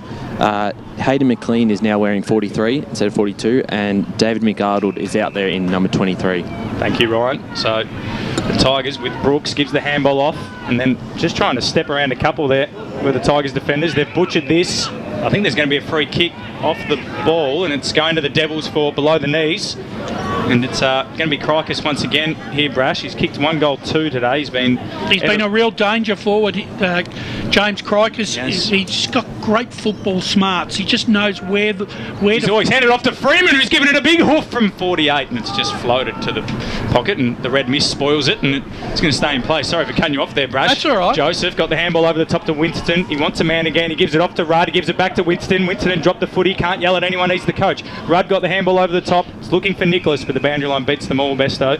And we're going to have a boundary throw in. Brash, continue about James Crikis.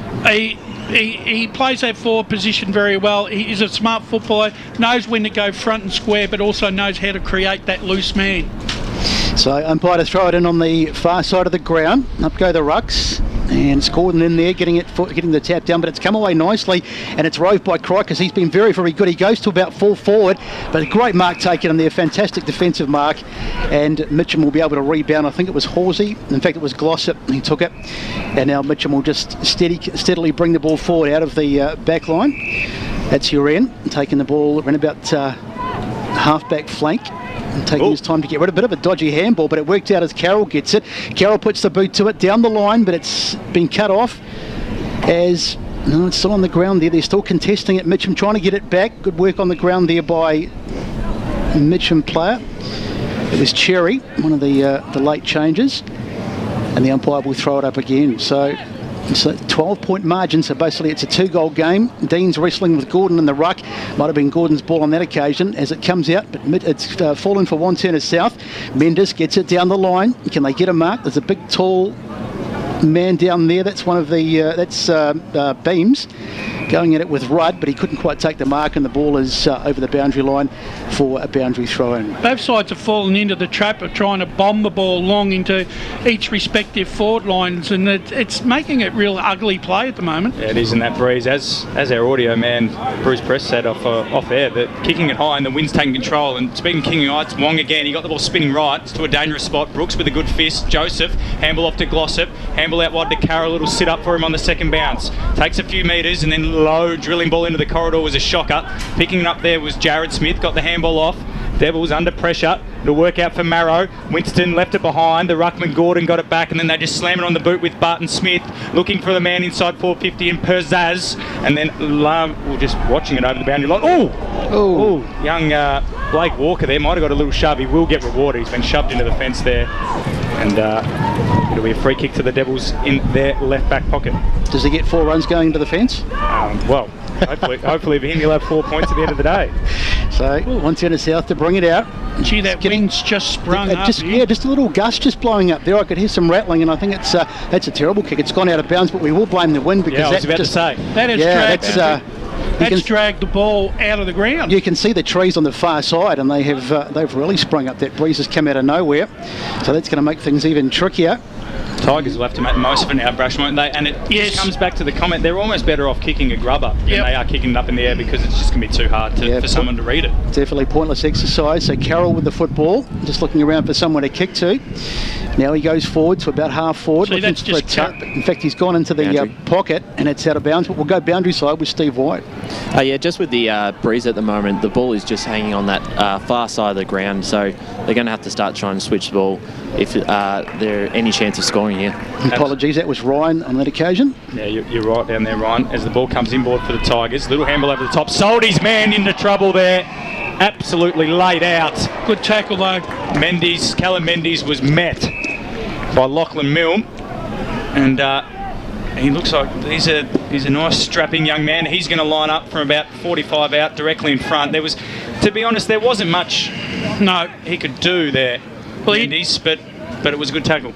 Well, sometimes the prior opportunity just wasn't there, and it wasn't there then. No, but I think it was the impact of the tackle that Left to right, left created goalpost here, you need to go. almost the behind post as Milne from 48 metres out puts it high in the air. It's heading for that pocket once again. Under the footy is a number of players. They all miss it, and we're going to have a boundary throw in deep in the Tigers forward line. They are 2-1-13. The Devils are 3-7-25, and it's 9 minutes gone in this second quarter. The wind is...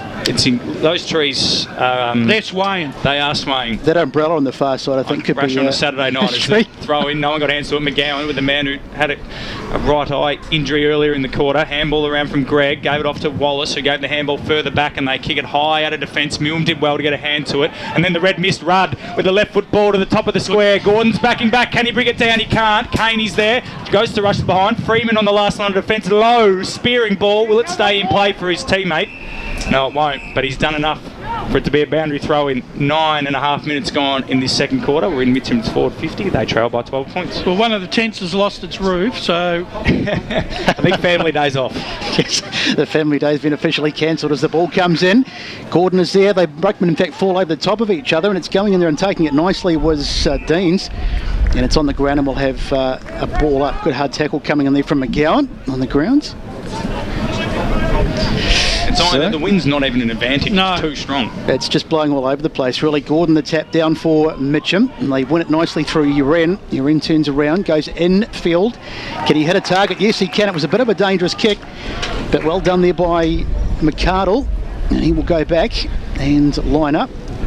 That was a beautiful kick from Jesse Smith, wasn't it, Brash? He could have easily just kept running and tried the miracle goal with the wind, which would have been on the run even harder than a set shot, but he played the percentages, his eyes, thought definitely. it out, and now his teammate's got a shot directly in front. So let's see how he goes. It's on its way. Let's watch the umpire, but this one looks to be heading to the other side. He's defied it. So many of the kicks have been going right, but on that occasion we've missed to the left. It's Boundary. 3-4 behind us. We go boundary side with Steve White. Yeah, thanks. The wind has actually changed direction from east to west, so I'm going to make sure not to change my facial expression for the next 5 minutes or so. Yep. He's stuck like that for a long, long time as Caney brings it out of defence. That's a long ball into the breeze. It's Mitcham on top here. Winston leads the chase. The boundary line will win out, though, in front of the Cheesecake Shop signs, and we'll have a ball in. 11 minutes gone. Mitcham 2-2-14. Wantirna South 3-7-25. Second quarter. In fact, I think Neil Winston will be extremely happy with the way this game's panning out at the moment. And there's a player down behind the ball here. The trainers are out looking at Luke Grimer. He's feeling his back. His lower back, yeah, looks there like. There was obviously a marking contest from that Brooke Caney kick out. We might get the replay here. Lee Green once again, the magician. So Caney long down the line. Yeah, it was Matthew Gordon got his knee in the back, and then he landed quite heavily, Luke Grimer, on his back. So I'm hoping it's nothing too serious, but it was quite a fall, and the surface would be still pretty firm after a pretty warm couple of weeks leading into the season. Brash, while we've got a bit of a pause, mate, what have you noticed so far in this quarter that's taken your eye?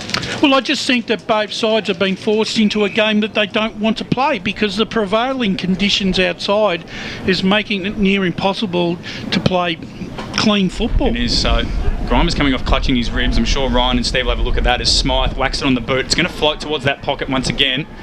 In the front spot, taking the mark is Brooke Caney. That's a wonderful mark there in a pack of 5, and he hands it off to Wallace, who kept running, and that handball's a dangerous one, but it found its man. He goes along up the line. Glossop's there. Coming out the back, though, was Beams. He just appeared off the bench and takes the mark on left half back. Kicked a goal already this afternoon. Wobbles one. It's all Tigers. Rudd takes the mark despite his teammate Jesse Uran's best efforts to distract him, and he switches the play dangerously. Deans is the man there for the Devils, but it got through to Nicholas, who plays on. Short ball to Smythe. He's got Nicholas again for the hands, ignored him, and then he's got the runner outside in Joseph, ignored both. And then goes with the stabbing ball to McArdle, missed him. Good intercept from the Devils.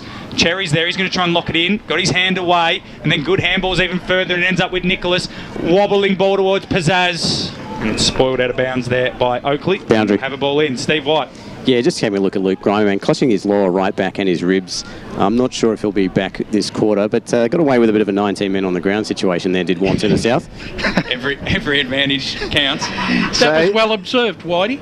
So the ball comes in. It was won by Mitcham from the stoppage, but the umpire's whistle goes, and we'll come back. So we've got we've played about 13 and a half minutes in this quarter. The margin's still 11 points, so it's still anyone's game. Still a lot of feeling out. You get the impression as the ball goes in. Dean's wrestling with Gordon, and the ball comes out though for back in the hands of Dean's. In fact, now it's in the hands now of Walker. And they've all good strong tackle over there, but it spills clear, and here's Wantirna South trying to work it down the flank. And that's a good handball, an overlapping handball. Two of them, in fact, overlapping handballs, but that's gone astray, and it'll be cut off by Uran. He thumps it down the line. They've got a little bit too much on that one, and it's out of bounds on the far side. Looking promising, that was. When they get a chance to run the ball, Wantirna South, they look a much better side than what Mitcham are. If they can get the game on those terms, they're right in it again. So it's Nicholas Mendes here on right half back for the Devils. They are, you're correct, Rush, they do look the better moving the ball, but that wind again is wreaking havoc. Yeah. McLean took it on the bounce, the big ruckman. He can't be pinged there. Oh, he's been pinged. That's very harsh on the big ruckman. He did well to get down that low, but the free kick will be taken nonetheless, this time by Brent Walker. Goes short out wide. He's got Freeman, who's floated forward onto the Mitcham logo, the left footer. He'll want to go and swing around onto it. He does, and he goes with an attempted torp that ends up in a wobbly old punt. Brooks came through, dropped the mark. McCombs there, did well. Brooks got his hands to it. McLean, the ruckman, doesn't take the footy this time. The red missed. Step back into traffic. Got the handball away. Crikers, your man again, Brash. Got the handball off there to Mendes. Callum. Handballed off to Deans. Jake. Gave it off to the runner McGowan. Good smother. Came out of nowhere there. And Horsey did really well, and now McArdle's got it for the Tigers, gave it to his coach in Winton, and he's wrapped up. How did he dispose of it? There's a whistle, and it'll be holding the ball. The free kick coming all the way back to McGowan, whose kick was smothered before. It was a goal-saving smother. Might have even been Marrow. Apologies. And McGowan's going to have it about 65 out from his goal. He's definitely not within range, best hope. No, he's got a chance to hit a target. Absolutely. So Mitcham was something to get excited about. In fact, Wantirna South, should I say, something to get excited about.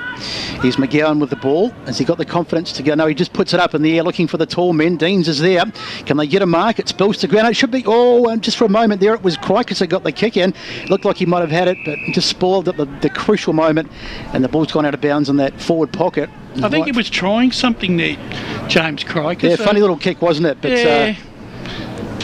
He's been good, James Crikers, one of the better Wantirna South players this afternoon. Here's the ball in, wrestling with it, the rucks, but again it's falling into a contested situation. Good strong tackle there.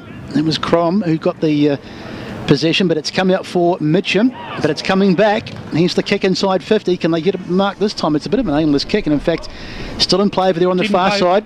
Well, he paid the mark, yep. No eyes on the footy, I believe. And free kick by the looks. Carroll with the football for Mitcham. So right back pocket. Now they want to switch, you'd suggest, Brash, but they haven't got the opportunity. No. So it goes down the line. Good little hand on it there by Uren, or Cherry, sorry. Just got it over the back, and then they'll just force it further forward. Damon Oakley got beaten by the bounce, and then Matt Gordon got rid of Jackson Freeman. He's hot. The big fella lines them up and kicks the goal. It's his second, Brash. And once again, the Tigers go end-to-end against the play and kick their third. 3-2-20. Big Matty Gordon just got rid of Jackson Freeman with ease and then lowered the eyes. Unfortunately for Wantirna South, too many of their players overcommitted there and were caught too far past the Desco boundary side. Yeah, that was a really important goal for Mitcham there. They've probably dominated the last 10 to 15 minutes, so needed to kick one to use the advantage that they've had. Yeah, they went boundaries. They went too far up the ground, Wantirna South, and they left themselves exposed. Gordon got out and kicked a beautiful goal, really, because he took note of the conditions. Well, they just forced the ball forward Yeah. there too. Just a couple of quick kicks, which I'm sure wasn't part of what they're training, but nonetheless, it worked out for him as McGowan got the centre clearance for the Devils, slapped it on the left boot, and then Wallace picked it up, handball off to O'Keefe, gave it off to Jake Deans, the big captain, the ruckman, smothered kick, Glossop, his opposite captain, got the handball away, did he, on the Deans tackle, comes out the back to Beams, immediate reply. He's got his second, and the two big men at either end are going head-to-head. Besto, it's 4-7-31 the Devils, Mitcham 3-2-20, and this quarter's come to life 18 minutes in. Yeah, the game's finally opened up as we thought it might once that initial filling out period. Just wanted to go back to the Gordon goal, boys. I think they have to be contender for the Tobin Brothers goal of the day today. Yeah. Well, absolutely. Even the Sportscope Player of the Day, we've haven't been treated to many yet, but No, it was not up yet. there. Good observation, Besto. Okay, back in the middle. So what a game this is turning into. It's a bit slow to get going, but it's really livened up in the last 10 minutes anyway. Just waiting for the umpire. It's 11 points in favour of the Wantirna South side. Up it goes. No, in fact, it falls for Gordon. Deans was there, but Gordon, the ball sort of fell in his favour. Now it's come out for Mendez. Now they go forward again. Wantirna South. Good little period this, but a great mark taken by Urin. And he will just steady it down and look for a target. Just chips it across to the half-back line to West. Still looking for... can't be much movement up forward. There's a lot of hesitation with the kicks forward. It could be the win. Now West sends it long to about half forward. They fly, but it goes right over the back. Freeman's in there, but he can't get to it. Now it's on the ground again, and the umpire says we'll have a ball up.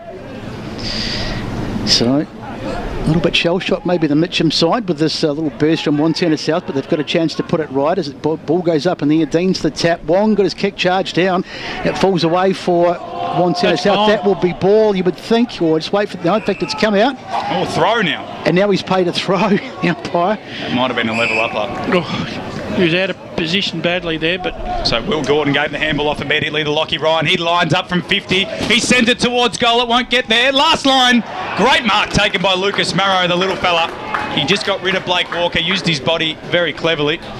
And he'll line up from a very tight angle with this breeze. Who knows what's going to happen. He's going to go the drop pump by looks of it. Plays on, steadies it, check sides it, goal. And in the last 3 minutes, we've had 3 goals out of nothing. Lucas Marrow gets his first of the season. The Tigers get their fourth of the game. They're 4-2-26.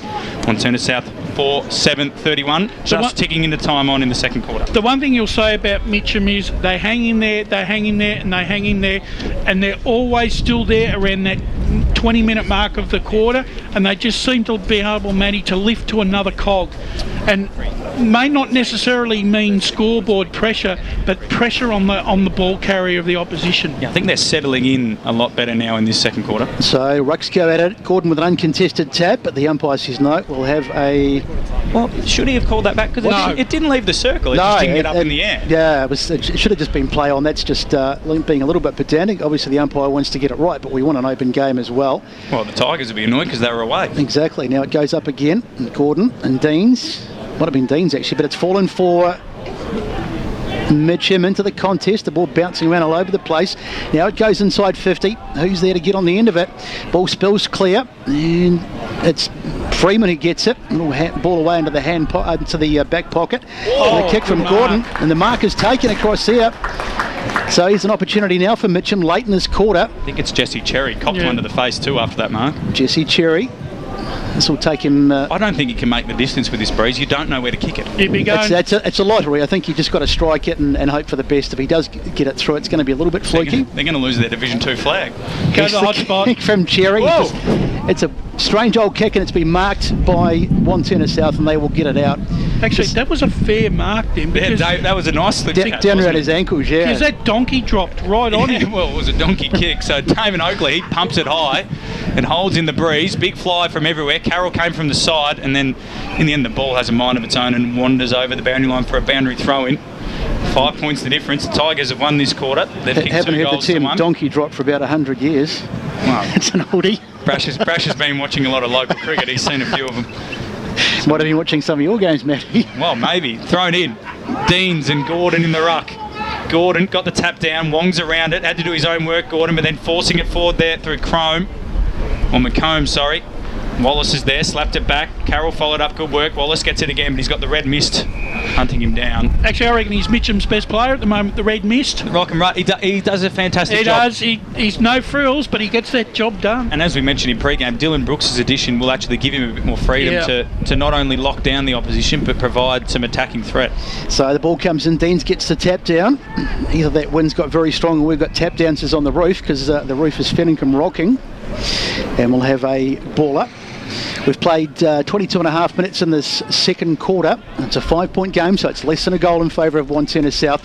Gordon gets it out of the ruck. Remember the new rule this year, you can take it out of the ruck without the tap down. Great tackle by Wong, but no prior, and we'll have a ball up. And on the other side of the coin, Brush, Lincoln Wong still... Crikis has been good, but I still think Lincoln Wong's been the Devil's best player. 100%. So Deans with a tap towards the boundary line, and it will go straight back out. You can see why he was in their best 13 times out of 18 games last year.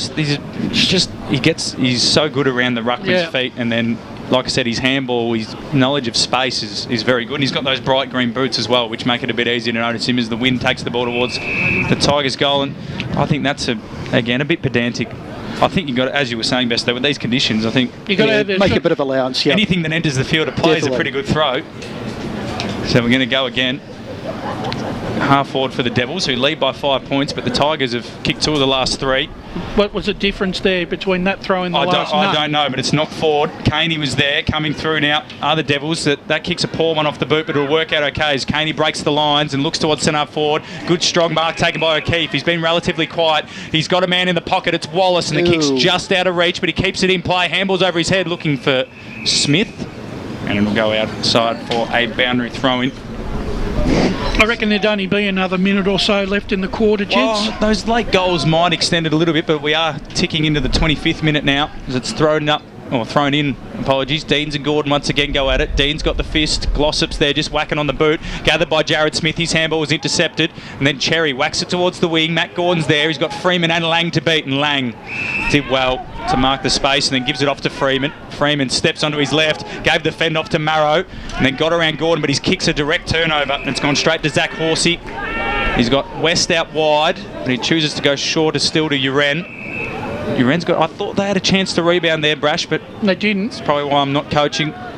He goes towards Joseph, who's got a bit of space, and he takes the mark. That's a good kick from Uren. A very good kick. He's got Cherry in the middle, ignores him. Goes longer still. Who does he want? Marrow's the small target. Pizzaz's front spot. Ball out the back. Marrow wants a free kick. He keeps it in front of him. Stockers it towards goal. Pizzaz off the ground. He's missed. Yeah, I think Marrow was a bit stiff there, boys. I thought that was holding. Played for it though, didn't he? So, but 4-3-27 the Tigers. Wantirna South 4-7-31. Yeah, maybe not. Besto, maybe better play from the Tigers, Brash. That was the skills they're probably looking for. Yeah. In fact, really, the win really has spoilt the skill factor in this game even more than what it. Yeah. So Freeman with a long kick, and he gets plenty of purchase rudders there, and he takes a great mark. Mark, in fact, not paid, and he's taken over he must have been touched, I think, before he got possession of it. He's had a fantastic first half, as Rudd. As we mentioned, probably Mitcham's best player. Up it goes. Dean's getting his beams, at least trying to get hands to the ball, and a free kick is paid. So here's an opportunity for Mitcham, one of the last chances of this half. If they could get a late goal here and get the lead, they would be pretty happy, I would say, with the situation as they go inside 50, and they just need to get a mark from someone. Up they fly, knocked away there by Deans. He's been good in this first half. They kick down the line to no one in particular, and it's going to go out of bounds. With the wind over there, just getting hold of it and just whipping it straight out of bounds. Very, very difficult. I think if you've got to attack, you've got to play this commentary side, don't you? Because we saw when the Tigers before, Uren was able to pinpoint a pass. Joseph was able to get a kick with some purchase. And as you've seen there, Besto, anytime someone's kicked it out that side, it's just not even... The wind's just going to take it. It's just going across the ground that way as the Tigers exit the contest there. But a direct turnover from Cherry to Brooke Caney, who's had a bit of the ball. Oh, sorry, that's not Caney. That is Caney, apologies. Yep. He's had a bit of the ball in this latter stage of the second quarter. Goes the defensive side. That's, well, the thing is though, there you can blame two people there, Brash. You can blame Caney for kicking it that close to the boundary line, but Beams is standing on the boundary line when the breeze is going to take that onto the it's not good game sense, is it? I don't think that was a very smart option. Full stop. But why are you kicking to the boundary line? I know. Well, you would have thought the Devils would want to try and get another score on the board. They're only 4-point leaders after, dominating that first quarter. You'd want to be keeping the ball further away from the boundary line, knowing that the wind's going to carry it over. Be brave, take on the corridor. Exactly. That's what's been the modus operandi of all AFL sides this year is Carroll. This one's going to go out in the bounds of the full as well because, you know, fool me once, shame on you. Fool me twice, shame on me that both sides not learning from each other. And we'll go down to Steve White, who's got some more insight for us. Yeah, Luke Grime is just warming up again down here on the sideline. Still looks really ginger, and I'm unsure if he'll come back for the third quarter, but we'll keep you updated. Thanks, Steve. Well, he'll have a nice long half-time break to get him sorted soon as we get into the dying stages. The kick forward and ball on the ground as they wrestle foot Rudds in there, as he has been in and under all day. And the umpire's whistle goes, so we're 27.5 minutes paid, and it's Wantirna South by 5. If he's got a rib issue, that means he's having a breathing issue. That wouldn't be conducive for him to come back on the ground, I'm telling you that. Not when it's howling wind either. And there's Wong going to ground with the football. No, if you can't breathe, it tends to be a little bit detrimental to your chances of playing football. General health. Just living in general as the tap goes out from Beams, and that is the half-time siren, and certainly a second quarter that was much better than the first quarter, as you'd expect. Very much a filling out first quarter, but the second quarter's come alive, and at half-time it's the Devils by 4 against Mitcham out here at Walker Park. Absolutely. So 4-3-27 the Tigers, Devils 4-7-31, couple of goal kickers across the ground, all singles. Lucas Marrow, Matthew Gordon, Thomas Lucas, and then for the Devils they've got Lachlan Gregg, James Crocus, and Nick Beams has 2. So back to the studios of SEN, and after this we'll have a little bit of a half-time show, and then we'll be back for the second half. Business as usual till the third quarter. And coach the third quarter, and then as discussed. But yeah, walk you through that anyway. Yep. Depending on what we're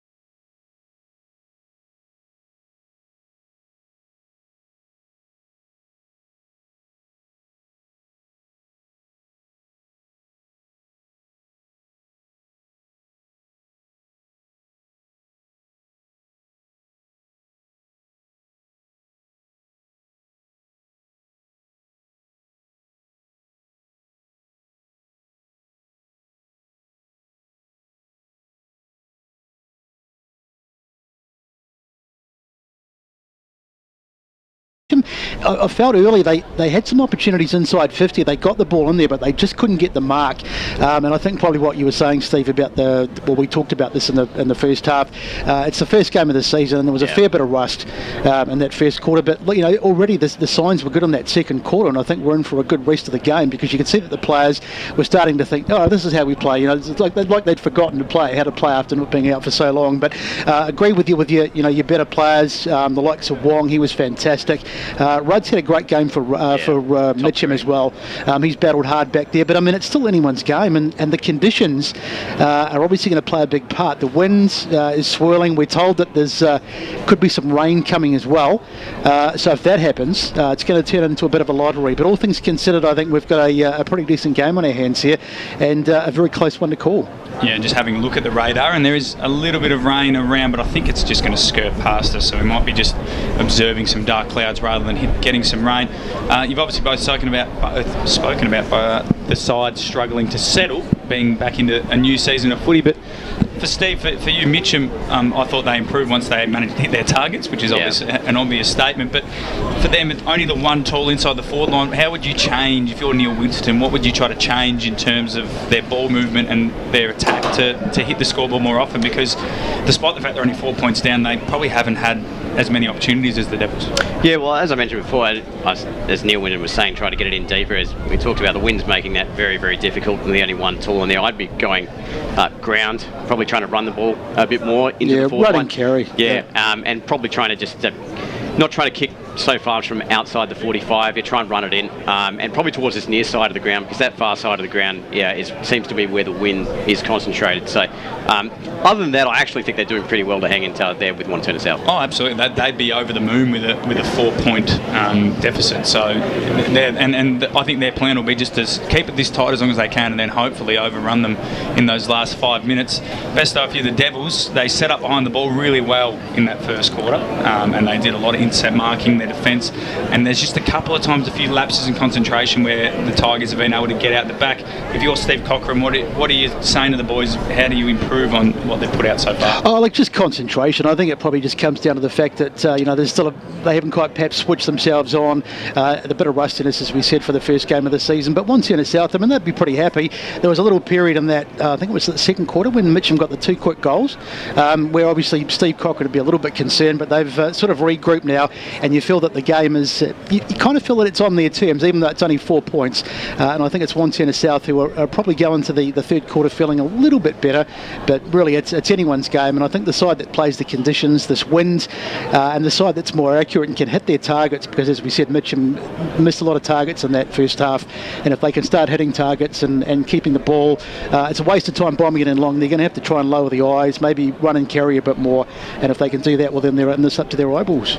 Lincoln Wong's been impressive, Steve, for the Devils. He gets his hands on the footy an awful lot. Yep. How do you think the Tigers can best stop him? Is it a case of someone going to him, or have they just got to be a bit more wary of him around the contest? He just has such good spatial awareness around that stoppage. It's very difficult. Yeah, maybe the double team might be the way to go around the stoppages. I don't see anyone, but then you take him out of the equation. You've got Crikis and these guys, and Dean, as well. Yep, and Deans and these guys running off the football as well. So I think he's going to be difficult to stop, but yeah, you're going to have to basically take time and space away from him. Otherwise, he's going to get out of the stoppage every time. And then Besto, for you, the Tigers, we mentioned their midfield's probably been a collective effort. No one's really taken the game by the scruff of the neck, but in defence, Lachlan Rudd's been doing a great job. Yeah, he has. It's probably quite difficult to single anyone out. I mean, I thought Jesse Smythe played pretty well in the first half for Mitcham, but apart from that, there's probably been no other standouts. Jesse Cherry had a fair game as well, but back at the, as we say, what did you call him? The red mist. The red mist. He's the boy, and he's had a fantastic game. So if they can sort of just get that rebound happening off half back, and he can get those intercept marks going and launch something forward, and Mitcham can get a bit more accuracy with their forward kicking, well then they're, as I say, they're right in this game. Absolutely. So a few scores from around the grounds. We're going off Sports TG here, so not as many as we'd like, but Scoresby 4 goals up over Glen Waverley, so a welcome return to Division 3 for them. In Division 2, the Basin up by a couple of goals over the Jets, so maybe a slight ball over there. Mulgrave and South Belgrave are battling horns, and I think the Saints are up by a goal or two in there. No doubt blustery conditions out at Mulgrave, quite an open place, and Templestowe struggling against Ringwood, who are 5 goals up. And then in Division 1, a couple of surprising results so far. East Ringwood 6-5 to Croydon 2-8. Lurdale 3 straight to Mirrabluck 2-2. Park Orchard 6-13 to Upper Gullies 2-1. And Montrose and Bayswater, it's actually now Montrose 4-6-30 to Bayswater 4-5-29. So the wind obviously playing havoc at all grounds. Particularly that South Belgrave result, I would expect them to be up by a little bit more than that. I think it's inaccurate kicking that's hurting them. Exactly. Other things, boys, that you've noticed, especially down the boundary line, Steve, the crowd coming back to footy. Obviously, the conditions haven't really deterred anyone. Well, they haven't deterred anyone, but it's probably meant that a few people are back deeper in the crowd rather than by the fence. But the atmosphere Mitcham's always got great atmosphere. But what about today? Great banter between the Wanty South faithful as well. No, everyone's into it. I think 18 months with no senior footy, as you and I both have been talking to a plethora of coaches and players before the season. Everyone's raring to go. Obviously, the skills still a few weeks, week 5, 6 before I think everyone gets firing. But no, I think everyone's just happy to be back. Absolutely. And Besto, so far, Matt, what have you enjoyed most about being in the local footy community? Just the enthusiasm. Like, you can just see that the fans are so happy for it to be back. I mean, something will happen and you can hear the roar of the crowd. Okay, it's not a huge crowd. I'm not talking about an MCG type roar, but a local football type. And you can just see, you hear the calls of ball, and just seeing the people, they're just happy to be back, and we're all happy to be back as well. It's just great to have local footy back. Absolutely. And Steve, we didn't get your thoughts pre-game, mate, and Besto, both of you. We've had a look around the divisions, the around the ground scores and so on, and Damo and Wayne and I had a quick look at the other divisions and gave our thoughts on how we think things are going to shape up. But in terms of the divisions and your premiers and so on, what are you expecting? What are the things you can see, some shocks, or what do you expect coming out of 2021? I didn't get my ladder into you in time, sorry mate, but no, look, I think for me, like, you're speaking to the coaches, Vermonts and all that are going to be there, and for me, I'm interested to see how South Belgrave go in Div 2 with Ringwood and Baronia. For me, that's the money division. That's going to be what Division 1 was last year, in my 2 cents. Then you've got Division 3 with South Belgrave out. You've got Waverley Blues and everyone else, and then potentially Warrandyte doing some good recruiting in the off. So I'm actually just excited. Mainly those middle divisions, but then again, Premier Division, Norwood is another smoky as well. Absolutely. Besto, that's what I'm looking for. I think Norwood obviously have been fancied. I'm not quite sure what all the hype's been about, but some people can obviously see something there. They've obviously recruited quite well, and I'm looking forward to seeing Park Orchards and how they go too, because they're a really good side. They've obviously had a few player changes over the last 2 or 3 years. Jared Bayliss has moved on, 1 or 2 others. Folks has gone, but they seem to have recruited very well, and I think I'm right in saying Dennis Armfield's coach, and Andreas Everett's joining him this year. He's crossed over from Yarraville. And they Park Orchards play a really exciting brand of football, and they're a young team, and I just love the way they play. So I'm looking forward to seeing what they can bring to the table this year. They absolutely do. So the Wantirna South Devils are back on the field. The umpires are back out there. We've had our warning siren, so we're going to go to a break. And on the other side of this, it'll be the second half between the Tigers and the Devils from Walker Park. All right.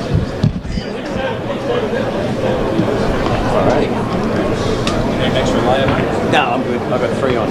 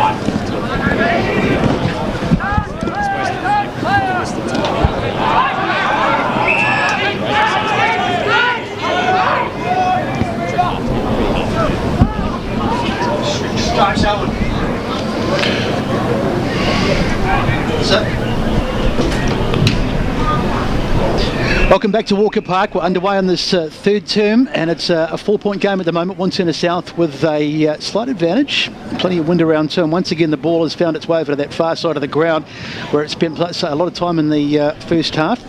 Now the long kick down the line, but once again the wind just catches it.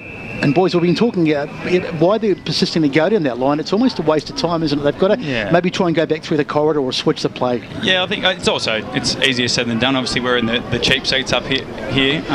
But yeah, I agree with you. I'm sure that's what the coaches would have talked about, Brash. Yeah, they would have. Trying to open it up, but yeah, sometimes conditions just force you. As your man Deans gets in the front spot there. It's been a good battle. Deans has probably got Gordon around the ground, but I think Gordon really does his best work here in the contest. He's a bit of a stronger man around the core as Wong got the clearance around the body. Crikis read the flight of the ball best. Joseph got a shove in the back and then just slaps it over the line for a boundary throw in. Oh, he's given it deliberate. And he seemed to really ponder that. We're going to see it on the replay screen. Crikis read it best. The bounce sat up. It is deliberate, but surely you're allowed to do that, Brash. Under pressure, the ball's in the air. He hasn't taken possession, but Crikis on the nice side for the left footer. He's going to run around, snap it around the body, and he's hit the belly of the ball. It's gone straight up in the air. Dropping the mark there was Nicholas, and then wrapped up the man in the tackle. And is it going to sit? There's a free kick for holding the man. And it's going to come back to Alexander Barton-Smith on his Tigers debut. He's had to wait 18 months for it, and the Tigers probably get away with it in the end, and they should have. The Mitcham supporters would probably think there was a bit of poetic justice in that too. And here we go, they're using the corridor. Barton-Smith, great kick to Cherry, gave it off to West, who went back into traffic. His handball was a turnover. McGowan, Wong, taken high, umpire says play on. Picking it up there, McComb, gave the fend off to Cherry, then gave it to Freeman and got it back, and then wheels out to the half-forward flank, and it's a good mark taken there by Zach Carroll. Problem is with West, he didn't take the first option when it presented itself. He had to go, didn't he? So Carroll goes down the line, and Mitcham is looking to get themselves back and just quietly working way back into this third quarter. Now they go down the line again with another one of the long kicks up in the air on that far side of the ground, but dropped there by Gordon. He had it, but lost it. Now it's on the ground again. He's going in there trying to get it back a second time, but ripped away there by Deans. He's been terrific. McComb's on the ground, in and under, boundary. And we'll go boundary with Steve White. Just an update on Luke Grimer. He's moving around again on the boundary, doing some stretches and walking around. It looks like he may come back on in the next 5 or so minutes. Thanks, Ryan. Thanks, Ryan. You guys both sound alike. So back into the contest again. Now they get it forward to a marking contest, bouncing around and picking it up nicely there was Smith. And bursting away with it. Here's a chance for Mitcham to go inside 50. The kick to fall forward. Can they get a mark? It was well done there. Obviously, Walker it was. He just knocked it away. And they're going to get out of this Wantirna South. And the kick down the wing. Oh, great handball there. The crowd was screaming about something, but they've gone down inside 50. Brilliant mark. Fantastic grab there. Taken by Beams. I'm not sure what the crowd were going on about, but they were... something maybe happened off the ball. It was a bit of a crow pass there by... I think that's what they were harking up about there, Jack O'Keefe, though, brilliant smarts there, Brush. Didn't really take possession of the footy, did he? Just flicked it out to Wallace on the run, and the game's opened up after half-time. Yep. So, Beams, let's see how he goes. This has been a difficult end to kick to. He starts it, and he's got it. Fantastic kick. So he's made up for the wind problems in the first half by slotting it through, and Beams with a goal. So that's his third of the day. And Wantirna South edge out to a 10-point lead on the Bendigo Bank scoreboard, 5-7-37, plays 4-3-27. I think one of the things here, I reckon one of these sides is going to get a 10-15 minute period where they're going to dominate it. Go down to you, Whitey. Yeah, another injury update, mate. No. Nothing but red mist is seeing nothing but pink mist at the moment. Rudd's injured, probably a right knee, it looks like. That's a bad one. That will be a huge loss, yeah. He is hobbling, so Ryan Tui's down there, the head trainer for the Tigers, as we go up in the middle. Deans and Gordon. Deans won it down on McComb. Good work in the end there by Lachlan Ryan to actually body out Robbie McComb, who's got about a foot and I'd say 10 kegs on him. So yeah, Lachlan Ryan in the hands of the trainers. He's walking on it, but yeah, that doesn't look good, and that's means Dylan Brooks' signing is going to be even more crucial, as that tap to space by Will Gordon is great. Cherry just slapped it further for Milne. He couldn't get it. Lang's there, got taken in a tackle, got a handball, back into trouble though. Barton-Smith can't pick it up cleanly, being held by Wong, who somehow ended up with the footy. That's brilliantly done by Lincoln Wong. Brash is shaking his head. He can't believe how Lincoln Wong's done that.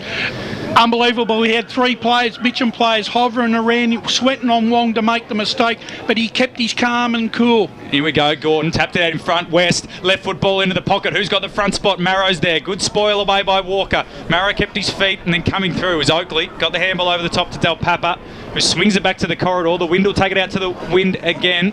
Oof. And then Brooks came through. Another big hit coming through was Crom.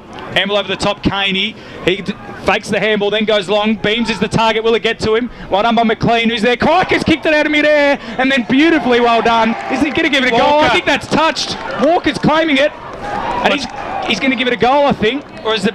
What's going on here? Field umpires come in to confer. Crikey's did brilliantly on the replay to just hack it out of mid-air to Walker, and it's been given a touch rush behind. I think it was rushed. It was. We'll go the rushed. So it was a behind to the Devils. They're 5-8-38, Mitcham 4-3-27, but the game is opening up, and that all started with Lincoln Wong stopping what would have been a certain scoring opportunity for the Tigers. So that would have certainly gone down as the Sportsco player of the day had that been a goal, but it was still a pretty good piece of play anyways. Joseph runs a couple of yards, now gets the boot to it, out towards that wing again where the ball has spent so much time and it's going to bounce out of bounds. Actually, to me, that's an admission of... Why are you playing the dead side? You're not scoring from that side of the ground. No, it's interesting. Just don't seem to be learning, do they? So we haven't seen Rudd return, so we'll keep an eye on him. It's going to be a big blow if he can't come back, which could really turn the game as the ball is knocked down by Gordon. Here they come, Mitcham. They'll go inside 50. Can they get a mark this time? They haven't had a lot of luck in this area, getting the front spot there, but no mark taken. Falls for Smith on the ground and taken down there. It might start spilled out. This could be a goal here. It is a goal, and it's Winterton, the captain, the player coach at least. He got on the end of it. It was an incredibly scrappy piece of play. As we watched the replay, didn't look to be much happening. The ball was bouncing around. Players trying to take control of it, and bang, off the boot, and through it goes. Well, the forward pressure's been the way they're scoring goals, Brush, the Tigers, isn't it? Because and we're going to cross down to Steve in a second. Steve, what have you got for us? Yeah, a couple of injury updates, mate. It's Rudd's right ankle seems to be the issue. I don't think he's coming back on the ground. Luke Grimer's back on the ground now for Wantirna South. So 2 wins for the Devils, you would say there. Anyway, the forward pressure's been the key for all the goals for the Tigers. They've only got really Matt Gordon's provided a marking target, and Cameron Pizzazz, I apologise if I'm saying that name wrong, has provided an option but hasn't clung to one yet. But they've kicked a lot of their goals from that forward pressure as Winston kicked the goal and then got the clearance up in the air. Cherry flies, couldn't bring it down. Lang does. Had a good game, Lang, been very solid off that half-back line. And I think Jesse Cherry's trying to claim the mark. He definitely didn't have front spot. So Lang will have it on left half back for the Devils. It's 5-3-33 the Tigers. Sorry, Devils, Jesse. 5-8-38 short ball from Lang to Caney. I think he took off. He was off. He was off. Now he's off. Milne on the mark to Crom now in the middle. McGowan round past. So did Caney. Freeman wanted it on the left. He ignored them all and popped it up towards Wong at centre forward. Uren's got the sit. He takes the mark at centre half back, and let's bring it to this side, Jesse. That was dumb football there by Crone. He's got a man out here. It's McArdle, and that's a nice kick. It'll get to him just in time. Grimer's back on the ground and manning the mark, moving okay. Good to see him back on it too. McArdle goes short. It's a dangerous kick for Milne. Body was taken by Jared Smith. That's a correct free kick. Had no intent for the footy, but it has slowed it down. So the Tigers will have it on their right half back. Luckily they got that free kick, Mitcham, because Wantirna South had 3 players there waiting and sweating on the mistake. So Milne will go back to Glossop now, so they'll switch again. They trail by 5 points, 9 minutes into this third term. Glossop, the skipper, is going to come back to where the ball came. He's got West out the back. He didn't get good connection on that footy, but it might get there in the end. Milne flew, got hands to it. Lang again, mops up the mess. Got the handball inboard. You're hot, young fella. Smith got it out. Wong spins in and out of traffic. Wong got it back. Handball through. Light him up, Greg. And he's missed. That would have been Sportsco player of the day. Absolutely. Lincoln Wong. Boundary. That's brilliant. When he crossed down now to the boundary. Yeah, Lachlan Milne then just really looking at his knee there, was holding that after an incident, but kept moving after a few more contests, but he's come off to the boundary line now. Keep you updated. Thanks, Ryan. Even though they didn't get a goal, I still think that needs to be considered as a play of the day still. Yeah, just crying shame it didn't go through as Joseph gets plenty of purchase on that. Brilliant mark taken there by Beams. He's had a good game He too. has played very well. He goes in board looking for a target. Wallace was there. Lost it. Now it's Mitcham. They can come forward here. Ball goes loose, bouncing around, trying to get hands on it there. Wallace again, ball on the ground. Now they come forward, Wantirna South. How quickly it can change. 1 minute Mitcham on attack, and just in the blink of an eye, a turnover, and Wantirna South go forward, and suddenly they're back on attack. The skill factor of Mitcham once again has really hurt They were them out there. through. Jared West had the whole wing to himself. But they haven't won those 50-50 contests right throughout the contest so far, Matt. So there's the ball in. Getting to the front spot there, might have been Gordon coming over the top. They go down that line again, or down that wing again, where they spent so much time in this match. Wantirna South, though, managing to chop it off. That's Lang. He's been very good today. Going in there, was Horsey, I think it was. Gets the kick forward. Mitcham, can they get him? There's no one back there. They've overcommitted here, Mitcham. Yeah, and Walker just takes an uncontested mark, chips it across to Smith, and now they can switch the play right across the other side of the ground. That's poor from Mitcham. They really did just, as Brace said, they overcommitted, and now they've just got a whole bunch of uncontested marks for Wantirna South. They're taking a bit of time to get rid of it. Now they go down the line. Good to see play on this near side. We've hardly seen any play over here, bouncing around and taken across the boundary line there by Glossop. It's been clear that both coaches have told the teams that they've got to switch the play whenever they can, Brash. That both sides look, especially Wantirna South, look like they're trying to switch when they can, and it's definitely made for better viewing, especially if it's on this side. Beams in the ruck. The ball just bounced back to Winton and got a handball out to Joseph. Did well to not get tackled with the footy. West is there. Can he get the hands away? Went back into traffic. He's gone. That's gone. High.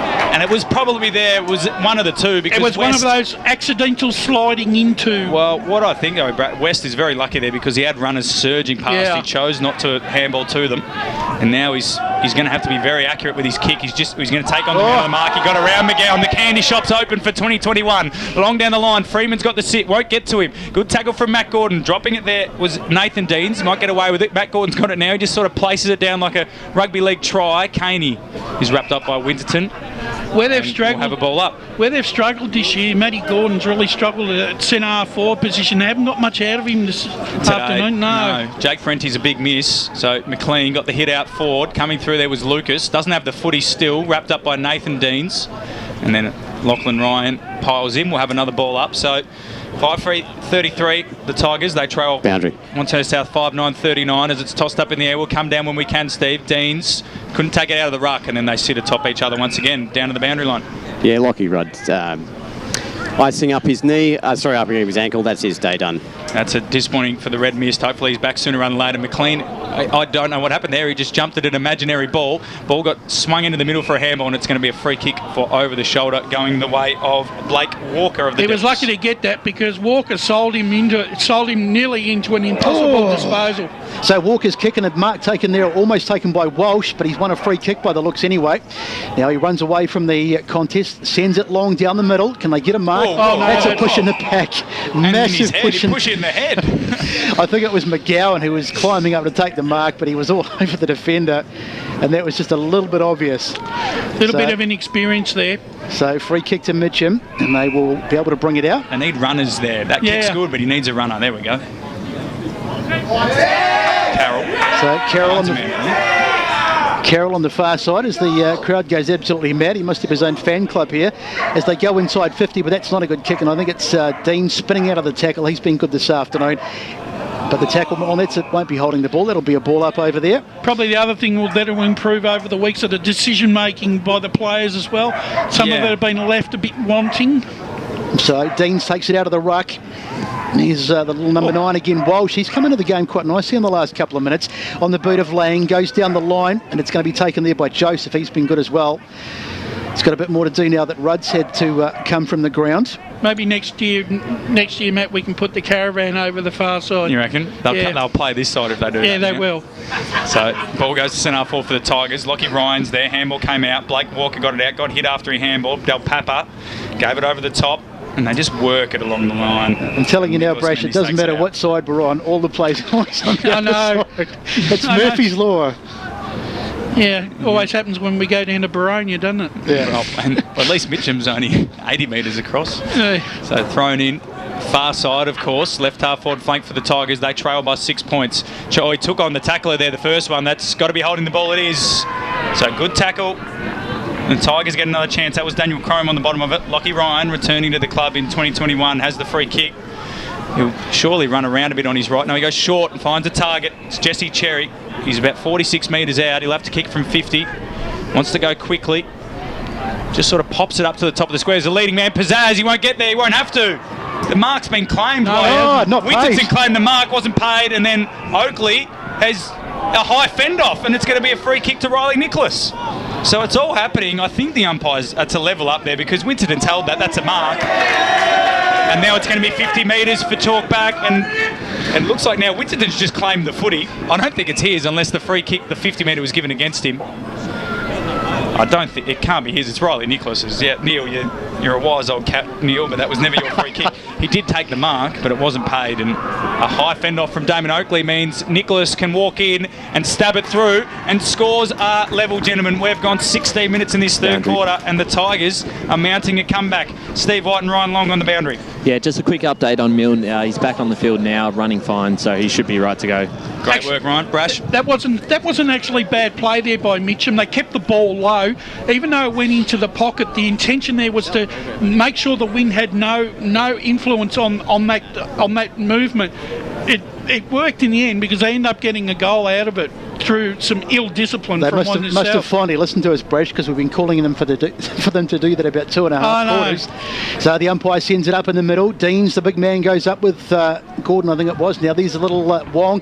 He's had a fantastic game this afternoon, taking the tackle. Yeah. But he's been done for holding the ball. Tigers got all the momentum. Yeah, they have. He didn't take the first option there, Lincoln. Probably his first mistake of the day. No, first mistake indeed. Milne goes down that far side again. Trying to get hold of it there was the number 27. That's Persis, but he couldn't do so. And the ball is out of bounds. You'd be a brave man to pick the outcome of this one. It's really up for grabs. 6-3 plays 5-9, 39 apiece. Here's Dean's just waiting as the umpire gets good purchase on the ball. Nice and high. Didn't go very long, but Dean's, I think, got the front tap. There's Wong again. Another clearance for him. Love to see his stats today as the ball goes to ground, and he's in there again. Really has had a fantastic game and wrapped up nicely. And we'll have another ball up. So you can see the far side of the ground. The trees still blowing, so still plenty of wind out there. They're wreaking havoc with these high balls. Deans takes it out of the ruck himself. That's the new rule as he slams it onto the boot, trying to find someone down forward. Going back there though and claiming it. Nicely done there by Glossop, and his kick out towards the boundary, and it's nicely marked there by Uren. He's played all right too, Jesse Uren. Goes down the boundary. Flying high there was the number 43. Now it's back on the ground again, diving on it there. There might be a free kick. What does the umpire say? Yep, free kick, push in the back. So, free kick for Mitcham, and they can launch again off half-back. Long kick forward, once again going down to that wing, over the top, and just escorted towards the boundary line. It's still in, and it's been snapped inside 15. Can they get a mark? It's a one-on-one contest. Trying to get his hands on it there was the Mitcham player, couldn't quite do so. That might be deliberate. That has to be deliberate. He's running over. Yeah! Yes! He loved it. Absolutely had to be deliberate. Paid every day of the week, and Mitcham will get a free kick in the opposite pocket. Especially when there was no one there to kick it to. No, there was absolutely not. It was actually daylight and a boundary line. So it's going to be a really tough kick though. Ryan, he's hard up against the boundary, and with the wind factor as well, this will be like a boomerang. You'll have to sort of start it out probably. Well, if it was any day, the wind. Here's the kick. He hasn't struck that at all well, and in fact I think it's out on the full. No, it's gone through for a point. Wind's brought it back. So the wind did bring it back. So it's a point though that puts Wantirna South back on level terms. Puts Mitcham in front, should I say, by a point at 6-4-40, playing 5-9-39 on the Bendigo Bank scoreboard. So Caney plays on and pumps it long up the middle of the ground. The wind takes it into the centre corridor. Joseph does well after there was a bit of a shove on there. The umpire says no, and slung to the ground after the whistle. So a ball up in dead centre of Walker Park, where almost into time on. It's the Tigers 6-4 leading the Devils 5-9. Handball came out of there by Smith, and then Robbie McCowan bursts away. Ooh. Good effort by West, just affected the kick. Great work by Jared West. And then Glossop recovered, got the handball to McCardle, got it to Brooks under pressure. Ball skills aren't his forte. Kick went over the top, little slap away, didn't quite work out for the Tigers, but it's okay. Carroll picks it up, chips it over the top, good hand on it there by Wong coming through. McCardle got the handball, Carroll stood and have it. Wong goes again, but the free kick's going to come back to Zach Carroll. And there's a bit on behind the ball. Devils need to be careful here, Brash. They're just losing momentum, and I don't think they're enjoying it. Well, I'll put it this way, Mitcham have got the upper hand mentally at the moment on Wantirna South. So Zach Carroll's got it, he's been good. Short ball won't quite get there to McArdle. Got his handball to West, who's hot. Wong will wrap him up. West did well, spun around him, kicked it into the corridor. It's a dangerous ball. They should get there first, the Devils, in Walker. And the bounce eluded him for so long. And then Jesse Smythe did well to close him down. It can't be holding the ball. He had no prior. And we'll have a ball up on the opposite side of the cricket pitch this time. 20 and a half minutes gone. Mitcham 6-4-40. Wantirna South 5-9-39. Ball up once again. Gordon and Deans, as they've done all day. Go to it. Slap forward out of there by Brent Walker. Uran and McGowan. McGowan does well, kept his feet, handball into the middle. Del Papa came surging through, pops it up into the pocket. Beams is the target. Will it get to him? He did well to keep it down, tapped it inside to O'Keefe. Dribbling ball, but the ball's gone out of bounds for a boundary throw. And that would have probably been deliberate by Benjamin Joseph. Luckily, there was a whistle, and we'll have a ball in deep in the forward pocket for the Devils, who trail by 1 point. So, no closer to working out who's going to win this one. It really is an arm wrestle at the moment, but the game has certainly opened up in this third quarter. Just waiting for the umpire. He's taking a bit of time to get over there. What's he doing? Seems to be a bit of confusion amongst the players, but now it's now it finally gets chucked in. There's the tap out for falls on the ground. Diving on it there was Walker. He's been good for Wantirna South today. Going away was Greg from the contest. McComb tries to get hands on it. They kick down the line, dropped by Mitcham, and it's on the ground, and they bouncing around. There's number 9 Wallace. He's been good too for Wantirna South today.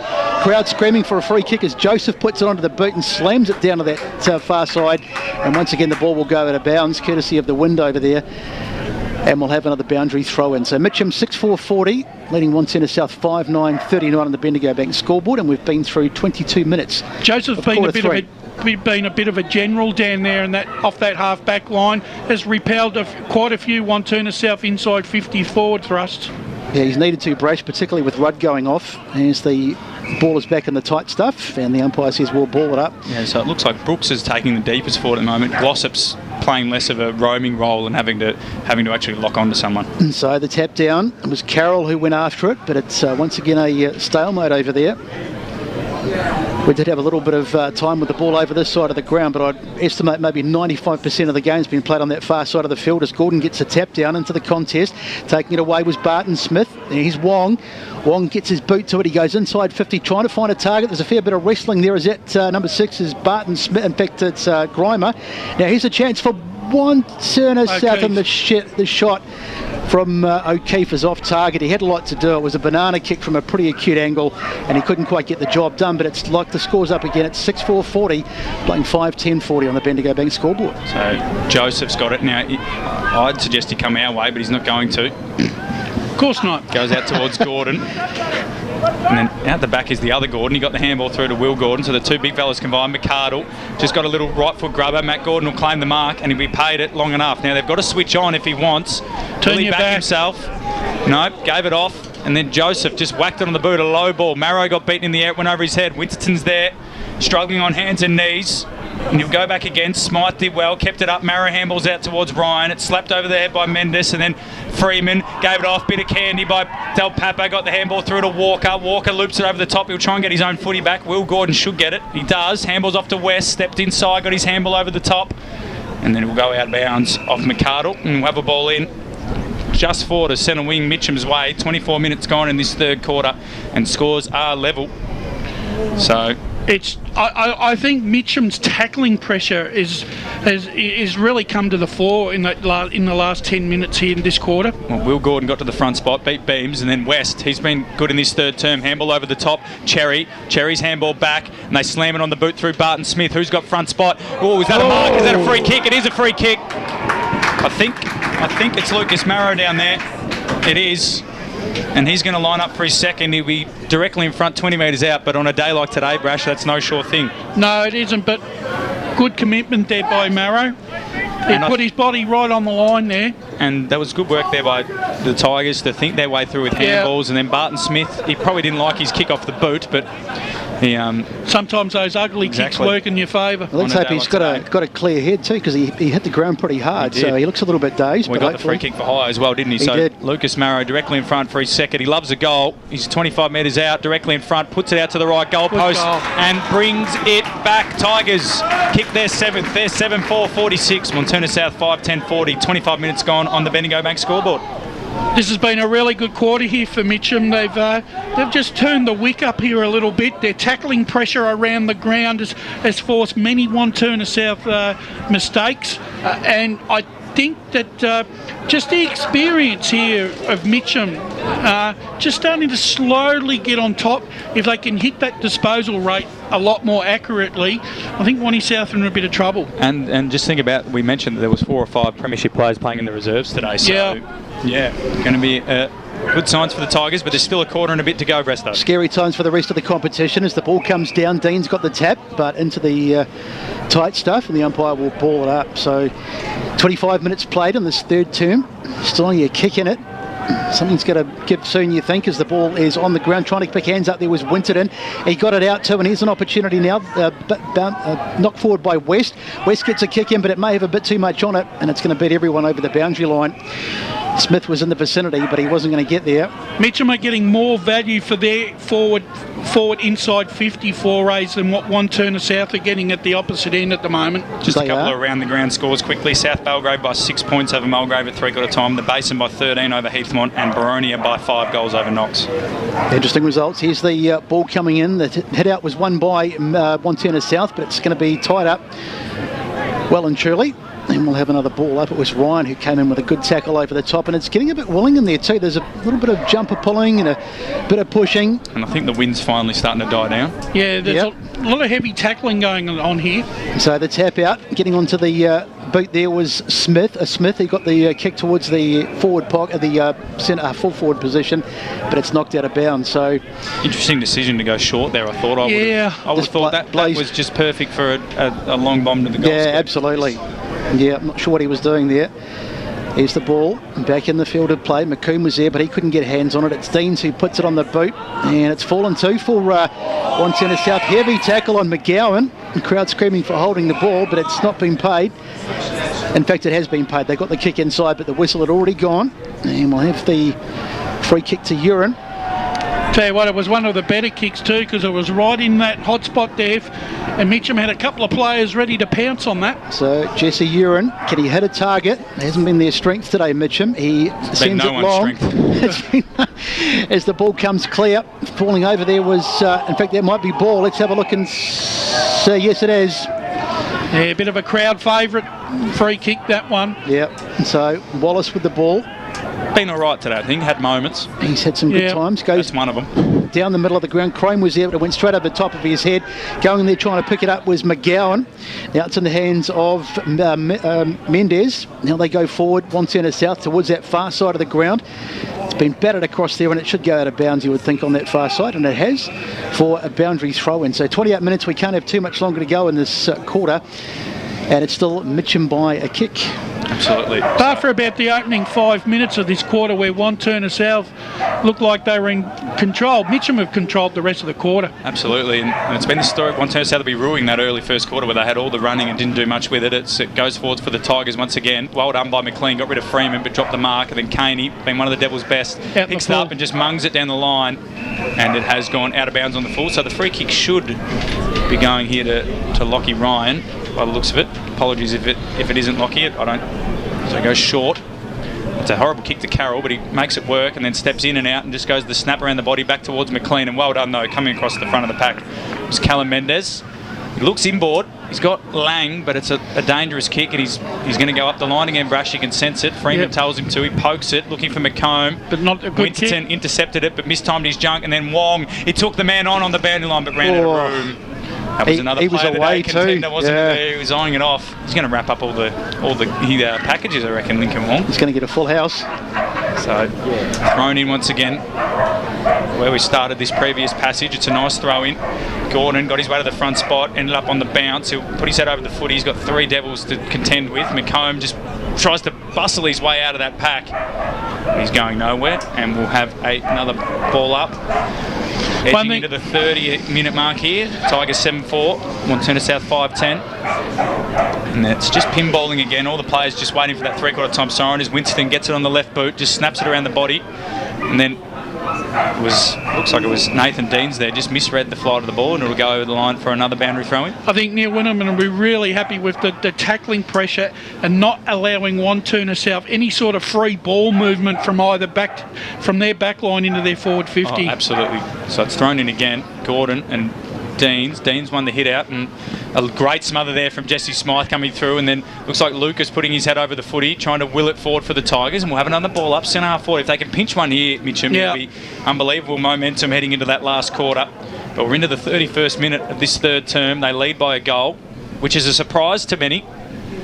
But nonetheless, it's cleared by Wallace, who's, as I said, had moments. That was a good one. Joseph got the spoil. It's sit up for McCardle. It won't. Good handball. The Devils. Can Callum Mendes do anything with it? Step back into trouble. He's wrapped up. Umpire says he got the ball out, and he did. And now Winston will sit atop it, and we'll have another ball up. 31 minutes gone. Third quarter. It's the Tigers by one goal. They're actually kicked 7-4-46 they are to Wantirna South 5-10-40. So a good quarter by the Tigers. They kicked 3 goals, 1 to the Devils, 1 goal, 3. And on the other side of this break, we'll be back for the last quarter of this Division 1 Round 1 clash between Mitcham and Wantirna South. Yes, go on. So, Steve, do you want us to a quick word? Yep.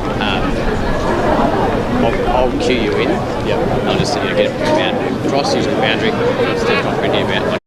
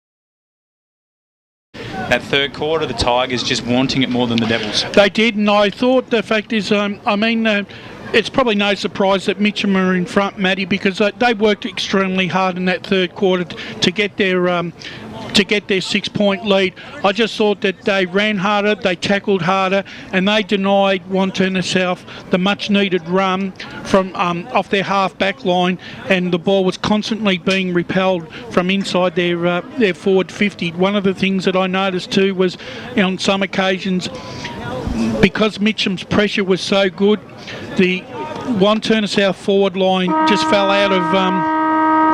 It just actually fell out of structure, and a lot of the players were caught flat-footed running the other way when the ball was coming in, and there was just no one there for them. They did get it inside 50 a few times, but as you say, Brash, there was just no one there. They couldn't get any clean marks inside 50, and I think, they talk about defence winning games, and Mitcham's tackling pressure in that third quarter has really just got them on top, and it's now flowing into the offensive side of it as well. So if Boundary. Absolutely, and we've got Ryan Long down there on the boundary line. Ryan? Just with Wantirna South coach Steve Cochran, Mitcham just started to get a bit on top of that quarter. What are the main things that need to be changed for the last quarter? We need to start winning the ball and starting to be a little bit cleaner and use the ball the way we want to use it. I think, you're right, they got on top, they were a bit harder in the contest and started to distribute the way they wanted to distribute out wide and create the run. So, they played well that quarter. Thanks, Steve. All the best for the last quarter. Great work, Ryan. On debut, he's impressive, Rash. Yes, he's very impressive. So, Sounds like he's enjoying himself down there too. And I'm sure once he gets the mic over to Steve White, Steve will tell us what was happening over in the Mitcham huddle. Oh, it's all down to the coaching down here, mate. Neil Winterton, I'm pretty happy with his boys' effort. He's basically saying that the boys, he said that Wantirna South don't want to know about the ball when it's a one-on-one on the ground. He's saying kick it high, kick it with the breeze, use the tools to their advantage, and that should bring them home in the final quarter. Well, there you go, Brash. Once again, we seem to be hitting the nail on the head. Wanty South don't want it. That's what the coaches are saying. That's what everyone's saying. Quarter of action to go here in round one of the Eastland Football Netball League in this Division 1 clash. It's the Mitcham Tigers, the home side. They lead by a goal. Take it away, Besto. So, first head out of the last quarter, should I say, won by Wantirna South. They really have to get something going because they were outplayed in that third quarter. Bouncing back there, going forward is Walker. Cries of holding the ball, but it's come out. He's dived it on again, Walker. He could be in a bit of trouble, but in the end it's wrapped up.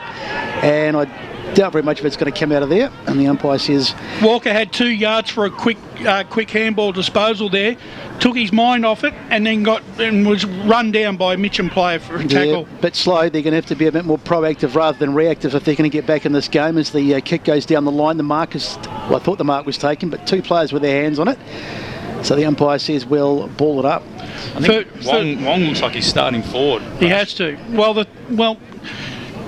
They're probably trying to plug a hole, Matt. Speak of the devil. There he was. To McComb. So Wong to Wallace to McComb. Left foot ball down the line. Well done, backing back there by Joseph. He might have pinged a calf here. He's clutched immediately to it. The old man's injury. I don't know how old Ben is, but that's not a good sign if it is one. West on hands and knees. Just flipped it blindly over his shoulder. And we'll go out of bounds for a boundary throw-in, and some beautiful brand advertising there. Well done to Jared West. Checks in the mail. I almost feel if Mitcham can score a couple of goals early in this last quarter in the opening 10 minutes, I think it might be enough. It's been a low-scoring game. So Uran was held, no free kick. Well done by West. Chased down Robbie McComb. He got a little dribble kick away.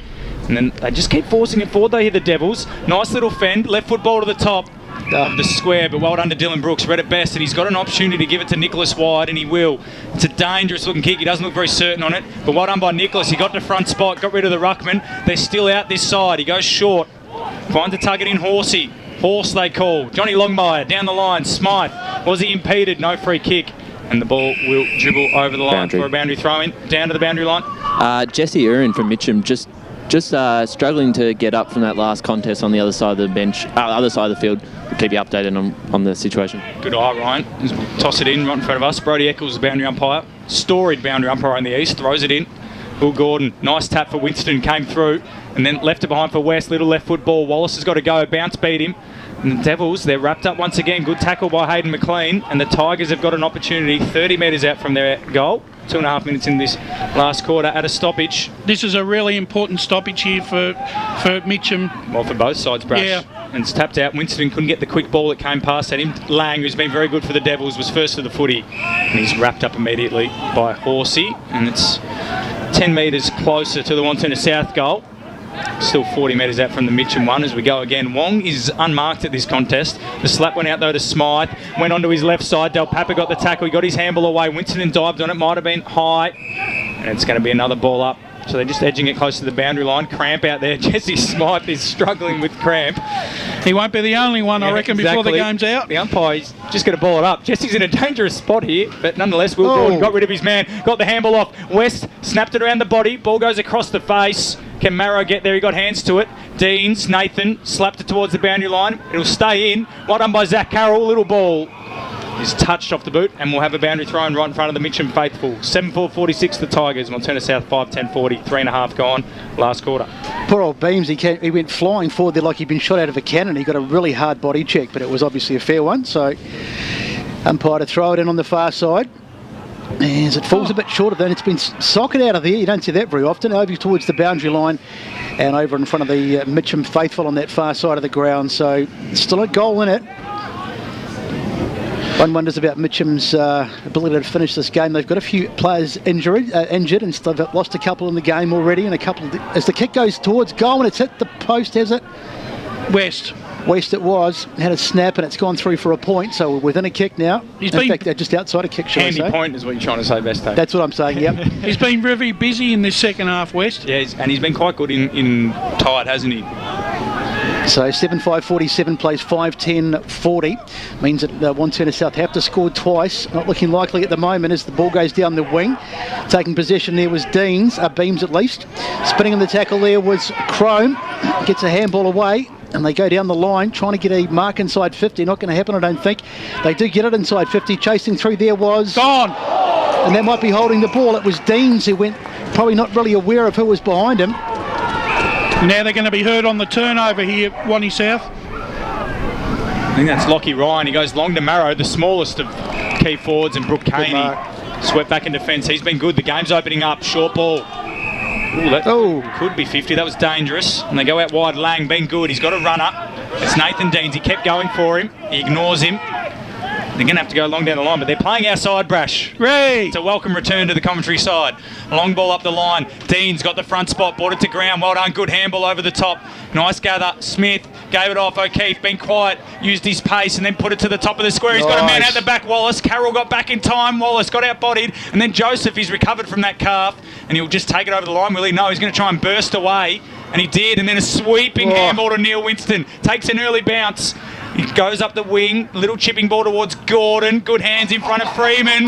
The Tigers are on here. He wants 50. It has to be 50. It's not. He's not giving it. He's got Cherry in the middle, ignores him. The big fella goes to the pocket. Marrow on a long lead, but Caney, he got in front and took a good intercept mark, and he's been massive today for the Devils, Brooke Caney. Yeah, I wonder if the umpires have cut the players a bit of slack because there's been a few non-decisions today. That definitely looked like a 50 metre, but not paid. Otherwise, it was a good Academy Award performance then. So it's Caney with the football. And just looking around for some options and who to kick it to. Very noisy dog out here today. He's been barking virtually the whole game. He's excited to be back on the footy. He's excited like everyone else. A kick's been overdone though, and it's been taken and marked by Gordon. Gordon goes inboard. Good kick. And finds Cherry. Now they go down the line. In fact, they come back inside. That's a wasted kick, and it's been cut off. Here's a chance for a rebound. Wantirna South, they need to get something going. The kick out to this side of the ground, but it's well defended and well played by Uren. That's high. And that's high, surely. Just giving hold of the man. But yep. And so free kick. All's well that ends well. Probably, yeah, he was lucky to... So Jesse Uren with the ball. And taking an age once again to get rid of it. Sells a bit of candy. Decides to go on his own. Puts it long into the forward line. Up there going for it was Gordon. Couldn't quite get hands to it, and it's on the ground. And I think Winterton's at the bottom of that. And so we'll have a ball up. You can already see what the two coaches were talking about. The Tigers any opportunity, get it in long to Matty Gordon, bring it to ground. And then the Devils are they're finally starting to try and open up the whole ground, aren't they? Crucial piece of play here. You feel that a goal for Mitcham, and this one just about might be all over. So really important that Wantirna South are able to hang on here. But even when they're getting clear air with the ball, Wantirna South, their decision making, they're just a split second off. They're not getting rid of it quick enough. The pressure's very high by the Tigers. So it's up in the air here. McLean and Freeman. McLean slapped it forward. Then Matt Gordon slapped it into the path there of Jesse Smythe. That might have been a throw. Marrow picks it up and kicks a goal, but the umpire's bringing it back for a throw. It was a throw. I think everyone out there knows it's a throw. The crowd, on the other hand, much less forgiving of the umpire, but nonetheless. So Papa will have it, and it's another reprieve for the Devils. They're under pressure. Short chipping ball will find Freeman. A much trimmer Jackson Freeman after a year off, running for charity. Goes long up the line. The target is Beams, who's been good all day. And then Dylan Brooks came across. Went the old Nick Maxwell double-fisted spoil Besto over the boundary line for a boundary throw-in. Three Mitcham players always around a contest. Wantirna South, not enough numbers around the ball. Brash wants more from the Devils. Wong's unmanned at this contest, which is dangerous, and the ball might sit for him. He does well. Jumped over the whole pack. Look at that leap. Lockie Ryan, great handball. They're out here. West, Nicholas, steps it from centre half back. Long kick toward Pizzazz. Can't get to the front spot. Well done by Damon Oakley. He's won that battle today and spoils it out over the boundary line.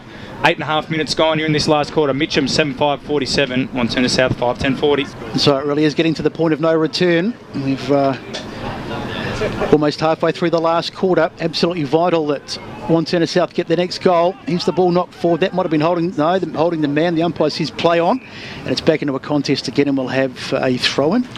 Ball up at least. Out of the two sides, Mitcham look like the only side that can score. That look like they can kick a winning score here. Yeah, absolutely agree with that, Brash. Wantirna South have gone for it a few times, but they just don't seem to be able to put the finishing touches, and we'll have another stoppage. A couple of scores around the ground. South Belgrave are 8-14-62 in front of Mulgrave by 6 goals, and Baronia lead Knox by 50 points at three-quarter time. Ringwood the same over Templestowe. Dean's the tap down to Wong. Calls of holding the ball, but it came out in the tackle. I think it was fair enough. Put on the boot, and that's into the forward pocket. They're screaming the crowd for holding the man, but the umpire will just play a throw-in. Don't think Ryan Webster would be too happy with that result so far. 8-14 to 3-6. Yeah, no, that's not good. Our man Davis Harrigan's out there, so I'm sure we'll hear about it. But South Belgrave, we expected we're going to be very strong. Yeah. So umpire to throw it in. Up it goes nice and high. Deans works his way to the front spot, knocks it down. Taking it away was Wong. And ball comes out, and it's a good strong tackle put on the Beams at one. In fact, it wasn't Beams, it was number 23 McCardle, and the umpire says we'll have another ball up. Once again, Lincoln Wong charging through the pack, trying to create something. Yeah. One-man band at the moment, isn't it?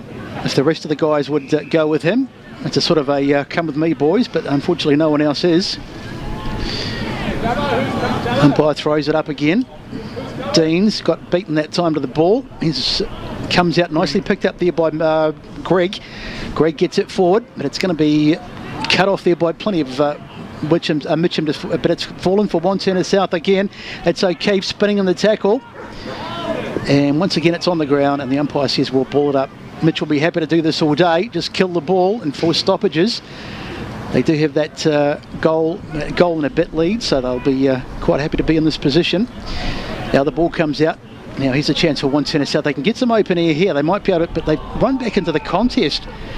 Chance to come out to this fat side, and that was well done by Lockie Ryan, Brash. He left his man because he saw, as Besto correctly called, it was a great chance for McGowan if he'd got that footy to be in space. Ryan left his man and affected the tackle well, and you could say we didn't save a goal, but he definitely saved a goal scoring opportunity as Cherry got the handball back to Barton Smith, just whacked it on the boot out the space. Jesse Smythe, he's provided a bit of a forward option today, and he's kept it out in front of himself. Freeman's there, as is Deans. He's burned a couple of them, might have run too far, got the handball away just in time to Jared West, who's also been good, especially in this second half. Handball to Winterton. And then he's just gone a little check side round the corner. Freeman had front spot. McLean did well to spoil. And then smothered the hand pass. Oakley's under pressure. Got his handball away just in time to Wong. To Freeman. Freeman, opposite hand handball. Over the top. It's found its way to Greg, who wheels onto the right peg and then kicks it out of bounds on the full.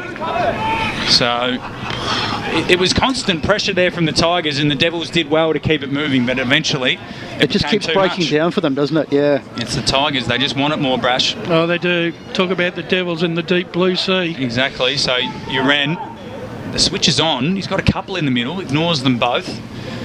So let's hope he at least gives it somewhat towards the corridor, pumps it right up the line. Target there is McLean, did well. He knocked it over the line for a boundary throw in. 12 and a bit minutes gone. Tigers by 7 points. I think the biggest problem with the switch on a ground like Mitcham is the fact that it's nearly a 2 to 3 kick switch, Matty. and it's because of the shortness of the ground as well. There's a lot of players around at all times. Will they recall this boundary umpire throw-in? They're going to have to, because it just went straight back to him. I'll tell you what, I'm just looking at Lincoln Wong over there, and he's had an outstanding game, but he's got the teapot happening. He's got hands on hips, and he's looking a little bit spent. I think he's just run himself into the ground this afternoon. You wonder how much more he's got in the tank. Exactly. I think, as we said, first game back for a while. I know they've had practice matches, but nothing matches the real thing. So slapping it forward here, really well done there by Nicholas Mendes. And it's just Nicholas piles in for the Tigers, and we're going to have another ball up. So the Tigers, as Besto said, will be very happy to keep doing this, but you'd like them. I think Tigers fans would like another goal on the board, but beggars can't be choosers. It's thrown up. Matt Gordon won the hit out towards the boundary line once again. Then he got his handball back into the corridor, slapped it forward. It might work out. McArdle got the handball through, and then Jesse Cherry has taken over the line there by Hamish McGowan, who's returned after an earlier blood rule. And it's a calm before the storm, I feel, here, because a goal to either side will really open the game up. Mitcham will have to score again, or the Devils will definitely have to, as that hit out fell into the hands there of Lockie Ryan. Long ball up the line. Smythe, can he read it best? The ball might sit for him. Tries to tap it into the path of a teammate, Barton Smith, who's immediately wrapped up by Freeman and a teammate, and we'll have a ball up on the half-forward flank for the Tigers, who are 7-5. They lead the Devils 5-10. 14 minutes gone, last quarter. So, still on the line this game, but you get the feeling that Wantirna South are very close. Mitcham are very close to putting it away if they can get the next goal. They kick forward there by Freeman, but it's to nobody, and it's been marked. And Mitcham will start again. They've had most of the play in this last quarter so far as they go inside 50 again. Up they go for it, but it's bouncing around. Can someone get hands on it? Almost a kick there from Ryan, but he just couldn't get enough on it. Calls for holding the ball, and the umpire's paid it, so free kick. Defensive free kick to Wantirna South. Freeman got himself in trouble. He's given up the ball. In fact, it's a horrible piece of play. And in fact, it's Barton Smith. Got my wrong man buns there. No, you're correct. Freeman took on Barton Smith. Oh, sorry. Two examples of why Wantirna South are struggling to get in the contest.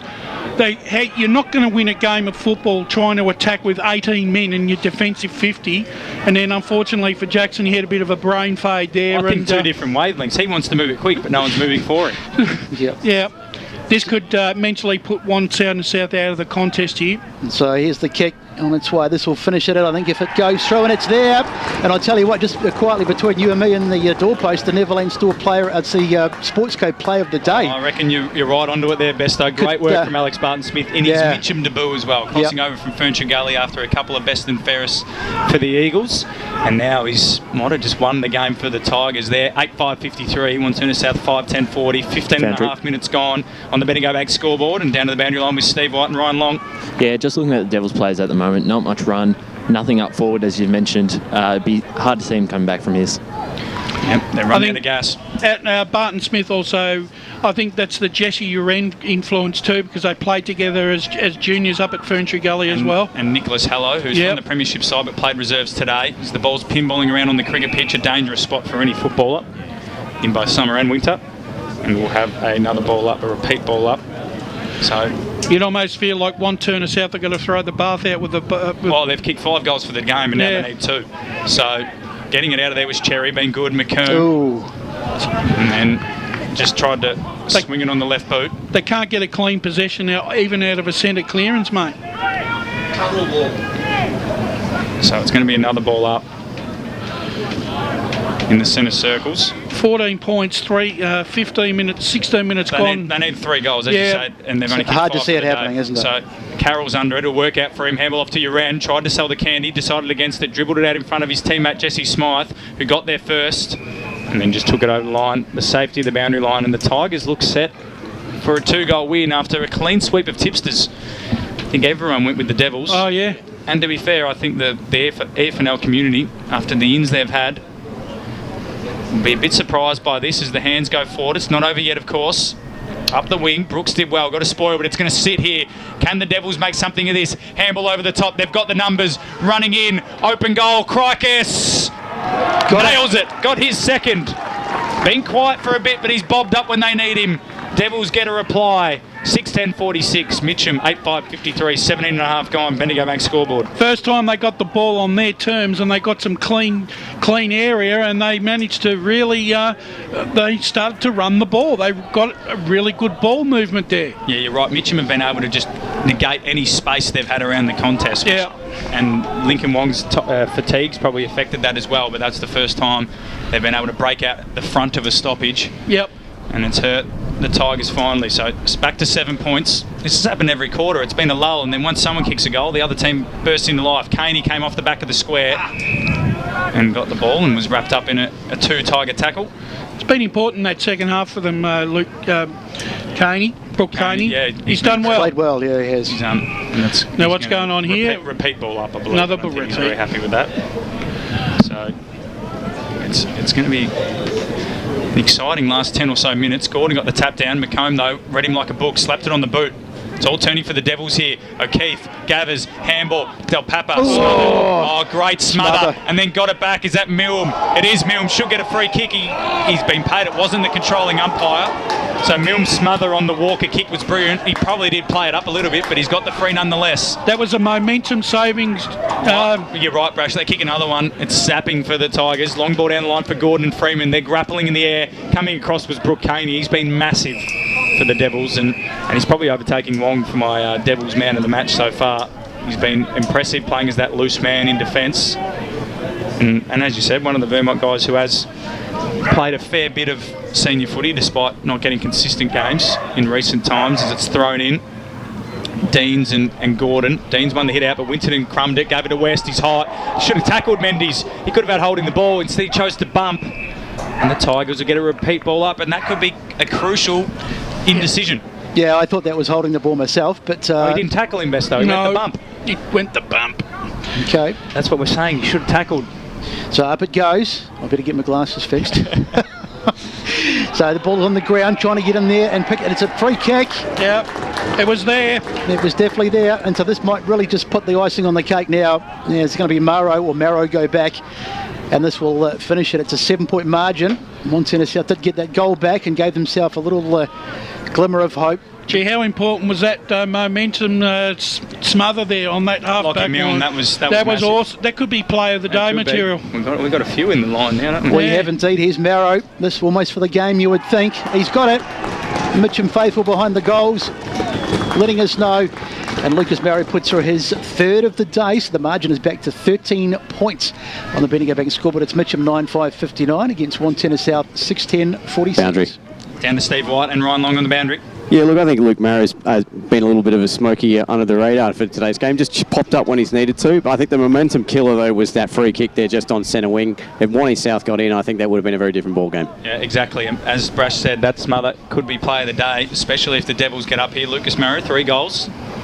And so, very cleverly noticed there, Steve. That's a big impact in a low-scoring game from a small forward as well, who many probably wouldn't have in the best 22 of the Tigers, or he wouldn't be a permanent fixture, you wouldn't think, Brash. So he started the season well. Yep.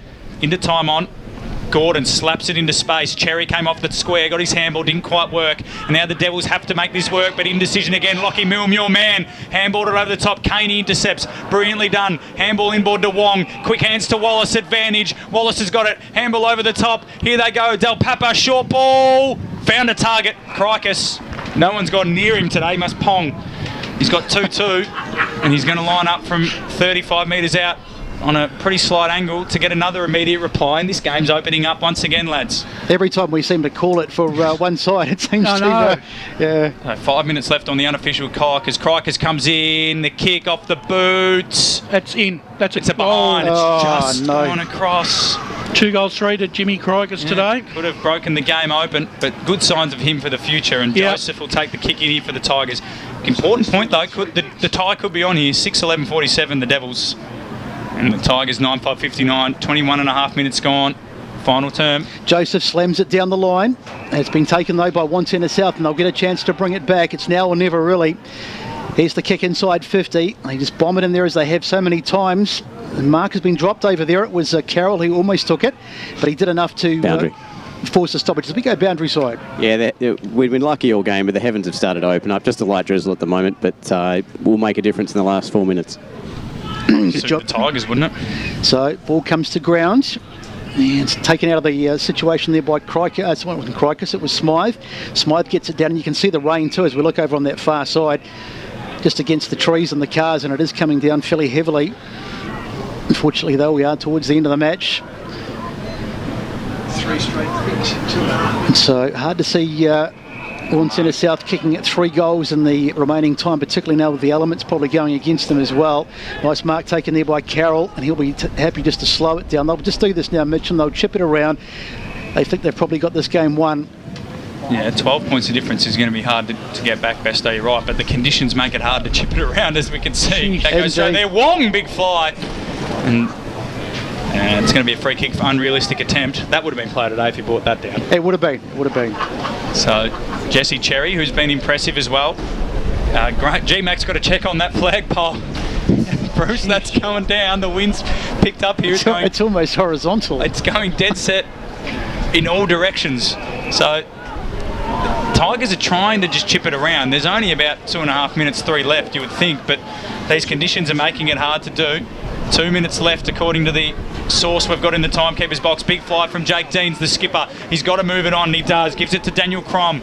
Crom plays on. Lang now. Handball. McGowan. The runners keep going. Got to kick it forward. Snap around the body. Can they take the mark? And there you go, Brash. Poor decisions. They've panicked. And Riley Nicholas, he'll go short to his skipper in Glossop. The Tigers, they're looking set to take home the 4 points here. That was a super mark by Nicholas. Well, wasn't it? But the Devils, they just can't seem to gel yet. We did speak about that pre-game. Freeman's got the box seat, but it goes over the top. Big fly from Lang. Freeman will get the crumbs. Good Shepherd. Then he might have been taken high there, umpire. And it's going to be a throw in. Centre wing, Tigers, 9:5:59. Devils, 6:11:47. Under 2 minutes to go here at Walker Park. 1 minute to go now. Unofficial clock. We've picked a good one, Brash, to start the year. Yeah, excellent game. Thrown in. Gordon, Deans, Tigers faithful. They love a win. Watch them get up and about for this. Ryan out of the pack. High ball. Del Papa's got to go back with courage and takes a good strong mark. Plays on immediately. He has to. Brooke Caney's in space. Got to go, son. Drop the mark. Under pressure now from Marrow.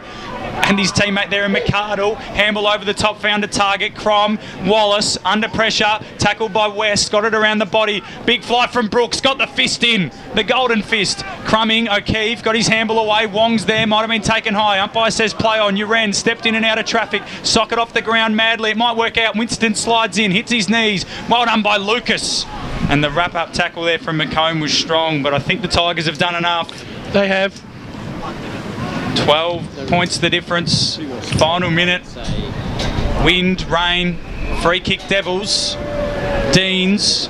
They need a goal with this play. You'd think to be any chance. He wheels onto the left slipper. That's a driving ball. Beams front spot. Couldn't bring it down. Glossop got the crumb. He's going to hold it in. And we're going to have another ball up. He had to stick that, didn't he, Besto? He did, yep. Just happy just to, as you say, just take the ball and kill the play. Waste another few seconds. Exactly. So thrown up again. The ruckman, everyone's been mammoth today, haven't they? First game back. Handball. Uren's there. Got the handball away again to Ryan. Looping over the top by Glossop. Horsey plays on. Short little kick. Will find a target in Jesse Smythe. And I think they've done enough, the Tigers. The Mitcham coaching staff want them to come short. I'd just be pumping it down the line. It's dark and gloomy. Well, Smythe's just done a pirouette on the spot and then just whacked it on the boot. High up and under. Gordon got rid of his opponent. It's Walker, sorry. Handball to Caney. Handball to Wong. Wong. Freeman on his preferred left. He's got a booming kick, but there's the siren. Tigers start their 2021 Division 1 campaign with a win. And there'll be a happy bunch of Tigers down here at Walker Park. Brash and Besso after a good game of footy. Yeah, it was a really good game, wasn't it? Started off a bit shonky. Didn't see too much in the first quarter. It was a typical sort of first game of the season, but they got things going in the second quarter, and from there it just ebbed and flowed. But into that second half, and Mitcham just took control. They had just the better of the play. Wantirna South, they got the ball inside 50, but they seemed to lack the opportunities to take marks and to kick goals, and that really in the end was probably the thing that hurt them. Yeah, I think the tackling pressure of Mitcham and the stability of a more settled lineup, I think, and with experience, probably won the day here. But I just think for Wantirna South, it was a game of lost opportunities, because I felt for about the opening 20 minutes of the first quarter, they had the game on their terms, and as soon as they went away from that, it played right into Mitcham's hands, and then once Mitcham got the ascendancy, it was all over. Yeah, absolutely. I think you're both bang on. It's a great game of footy, but yeah, Wantirna South in that first quarter, I was starting to think, oh no, we might have a bit of a blowout. The Tigers looked nowhere near it. The Devils were moving the ball well, and if it wasn't for inaccurate kicking, they could have been 6 goals up Absolutely, at quarter yeah. time. And you look at that scoreboard, 17 shots to 14. So they could go back this week, and I'm sure Cockers, he won't be backward in coming forwards. Will go bad kicking's bad football, but also, like you said, they didn't want it at any point in that second half. The Tigers Boundary. just shut them down, and we're going to be interrupted here by an interview with the victorious coach, Neil Winston. Yeah, just with Mitcham coach Neil Willington. Really strong second half. What was the message coming in at half time to turning things around? Well, I just thought early that we're a little bit unaccountable, and Wanty South were much harder around the footy, so it was always going to be a scrappy day. I mean, the rain's just arrived now. It didn't rain too much, but given the conditions with the wind, it was a bit of a scrap, and we just needed to address our hardness around the footy, and we did that, and we were much better in the second half for it. And step up in division now this year. Did you see much difference in sort of the pressure in the play, flow of the play, and especially with the year off as well with COVID? Yeah. Was it a big difference, a step up? Yeah, it certainly was, mate. It's obviously jumping up division. It's going to be a much harder brand of footy, and that's why we're on the back foot a little bit early. It took us a bit by surprise, and certainly having 15, 16 months off, whatever it's been, it didn't help. But the boys responded, and we're obviously happy to start the year off with a win. Really good game from that. Enjoy the win. Cool. Neil Winston there, victorious Mitcham coach, and it's been a long time between drinks, but they'll be very happy with that. Steve White and Ryan Long will head in now and try and get the song. And what a day for the Tigers, back up in Division 1, as Ryan points out, and they've won all 3 grades, Brash. Yeah, it's always a great start to any football season, especially seniors getting you off to a good start. It sets the tone for the season right throughout the club. A winning start is a good start. Let's not forget they had a bit of adversity too, because they had some injuries towards the back end of the game. I think, who was it that went off, Brash? There was Rudd went off, that's right, and he was playing really well. And then they had a couple of other guys who looked a bit proppy too towards the back end. So they played through a bit of pain. Typical first game of the season. I'm sure there's going to be a lot of sore guys out there, but a gutsy win and a very good win for Mitcham. Absolutely. Now, we'll let those guys go in and try and get the song, but we've got the illustrious honour of picking a few awards here. I think the song might be coming up. We'll go down to Ryan and Steve and catch the song. Here we go!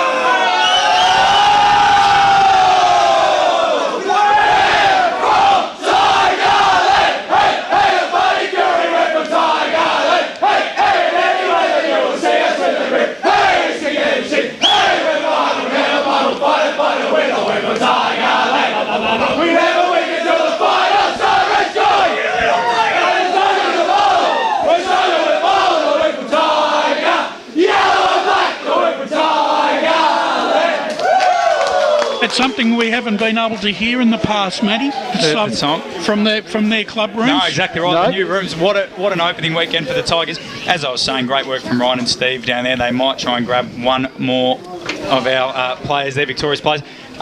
We've got a few awards to give away, gents. Yeah. So let's start with the Tobin Brothers Funerals goal of the day. The winner will get a $50 Coles Myer gift voucher.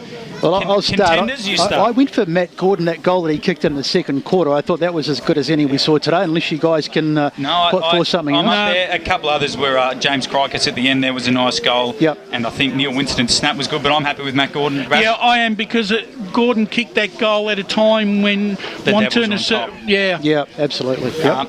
Sportsco Player of the Day, personally for mine. There was moments throughout the day. Obviously, we said Lincoln Wong had a few contenders. Matt Gordon's was probably up there as well, as we mentioned, and your Winston snap.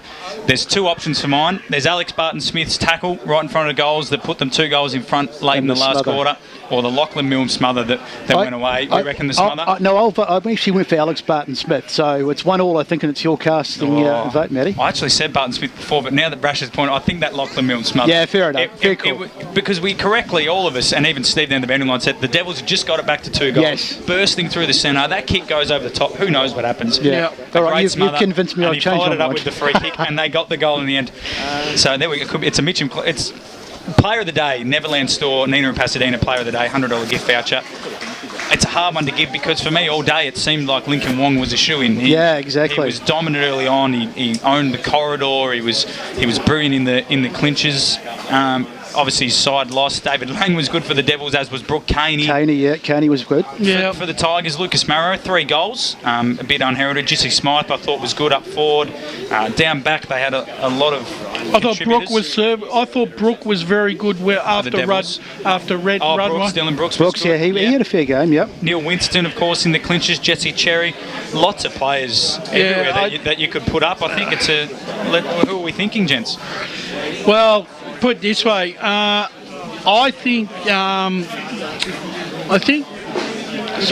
reckon Barton Smith. But seeing he didn't get the one of that one, I reckon he might get the other one. What do you reckon? Yeah, maybe. I just so desperately want to give it to Lincoln Wong, but I know we don't give it to. We can. I mean, I know it's not right. We don't usually give it to players in losing sides, but I thought he was magnificent today. We need to move away from that sort of thinking. Well, if that's the case, well then I'd back Lincoln Wong. Yeah, I'm happy to go with Lincoln Wong. So I'm going to have to make a trip to both rooms. I don't know if the Devils would be happy to see me. I might go there first, get it out of the way. Yep. From here, guys. Boundary. Boundary. Oh, we've got a guest. Who have we got, gents? I've got here Lachlan Ryan for the Mitcham Footy Club. Lockie, pretty good game today. What was it like being out there for first time in over 12 months? Yeah, well, it's been more than 12 months for me, a couple of years, so it's great to be back. It was a hard-fought win, real tough four-quarter performance. The boys were desperate all day and just wanted to get the W coming up in the division and just setting the year off in good stead, so it was great. And just, I thought really the pressure in the second half was a lot better after Wantirna South came out pretty strong in the first quarter. Specifically when the Smothers down Wantirna South's end that stopped a chance for a goal for them. Was that a focus coming in the third quarter to ramp up the pressure and sort of start winning the ball? Definitely after the first quarter, like Neil spoke about. We got off to a shaky start, pretty slow, so they were more desperate than us in that first quarter, so we just really ramped it up, especially with the conditions, just to scrap, fought hard over the ball, and then just keep pushing it forward, and we just continued to do that for 3 quarters. And, yep. Sorry, Lockie, it's the guys up in the box here. It was a pretty tough game all day, particularly in the middle. And one of the guys that stood out for us, for Wantirna South, was Lincoln Wong. He had a fantastic game today. Did you think at any stage about maybe putting a bit of extra work into him? Because he was quite dominant. We thought about all 3 all day, so felt like if we went to one, someone else would pop up. But yeah, they're very good in the middle, so it was just us trying to be contested footy and tick that box, and then just keep, like I've said probably about 3 times already, just to keep scrapping and tackling and keep putting pressure on them and force some turnovers and keep pushing that ball deep. So I felt like we did that throughout the game. Lockie, it's Brash here. Welcome back to the comp, mate. Thanks, Brash. Good to hear from you. Yeah, you too. I've got to say, one of the hallmarks of the Mitcham Footy Club over the last 3 to 5 years is the tackling pressure on the ball carrier. Wantirna South, as you've alluded to, dominated probably the opening 15-20 minutes, but when you started to really ramp up the tackle pressure, you started to get the game on your terms. Yeah, it's definitely one of our focals, for the year, and we do love that. So after that first quarter, we were really disappointed. So we didn't even really have to address it. We all knew. Everyone kind of got together, and all 4 of us said the exact same thing. So it is something we pride ourselves on, and it was great to do it. It was great to do it, and I think that contributed big time to the win. With the boys having, like everyone, such a long layoff, when pre-season started for the 2021 season, I guess some of the players were probably still a little bit apprehensive on whether the season was ever going to look like getting a start. Would you agree with that? Oh, definitely. It was a great vibe all the way through, from 2020 all the way, to the bounce today. So it's been great. The buzz is electric down here. With the new rooms, and it's a good place to be at the moment. Lockie, we spoke before the game up here in the box about the fact that you'd come up from a lower division, so obviously when you come up a division there's always that the faster game pace, maybe the game's a bit harder. Did you notice a bit of a change in intensity in terms of the game itself? A bit hard for me, seeing that I've had that year off when the boys won that premiership, so we've been up here before, we've learned a lot, the boys that have been, and we took a lot into today to rectify things from the past. Matt Foddy here, mate. Lockie, well done on your performance today, getting back into the swing of things. Was that the way you guys actually planned to play the game? I know obviously a lot of talk has been about the standing the man on the mark rule and everyone wanted to play exciting footy, but it looked like I think there was a lot of nervous energy and it was a bit more of the old style just for 4 quarters today. Yeah, I definitely it went out the window a little bit in terms of that sort of game style with the conditions. So I felt like we didn't get off the mark straight away, like adapting, but definitely came to throughout the game. Lockie, obviously recovery is going to be paramount over the next 2 or 3 days. We saw Rudd go off with what looked like a knee. Have you had a chance to have a quick chat with him, and does he look like he might come up for next week? I wouldn't have a clue at the moment. He's walking around, but he's got a bit of a pep in his step probably because of the wind, but he might even be a bit sore tomorrow. But I think I'll be pretty sore to next Saturday, that's for sure. Thanks for joining us, Lockie, and go enjoy some celebrations, mate. Well done. Thanks, guys. Appreciate it. Thanks. So, Lockie Ryan there, back at the club, Besto after 2 years off, but one actual season off footy, and obviously he'd be jealous of missing out on a premiership, but he's put his right foot forward today in an impressive performance in a good 2-goal win for the Tigers. Oh, absolutely. I think Mitcham would be absolutely ecstatic. I mean, they wouldn't have given themselves no chance coming into this game, but I mean, Wantirna South, you'd have to have, as we talked about, would have been the favourites, but there was just something about them all day. I mean, the first quarter wasn't that flash, but they just seemed to have that particularly going forward, Wantirna South, they got plenty of inside 50s, but they just seemed to lack, being able to take a mark at crucial times, being able to kick that crucial goal. A couple of times they looked out of it and they got back, but Mitcham there was always just something in their game all day that I thought they were just going to get over the line. I think one of the more important things that Wantirna South are going to have to learn throughout the season is when they don't get the game on their terms, their defensive pressure has to go up a little bit more, and they've got to be a bit more accountable, because when they do get the ball and they're able to move it, they look as sleek as any side in the competition. But you're only going to get an X amount, as you well know, you only get X amount of time to really have your moment in the sun, don't you, Matt? Yeah, absolutely. I think you bang on, but I think in terms of what Mitcham were thinking, they would have come in today. I think they actually would have penciled this game as one that's a maybe.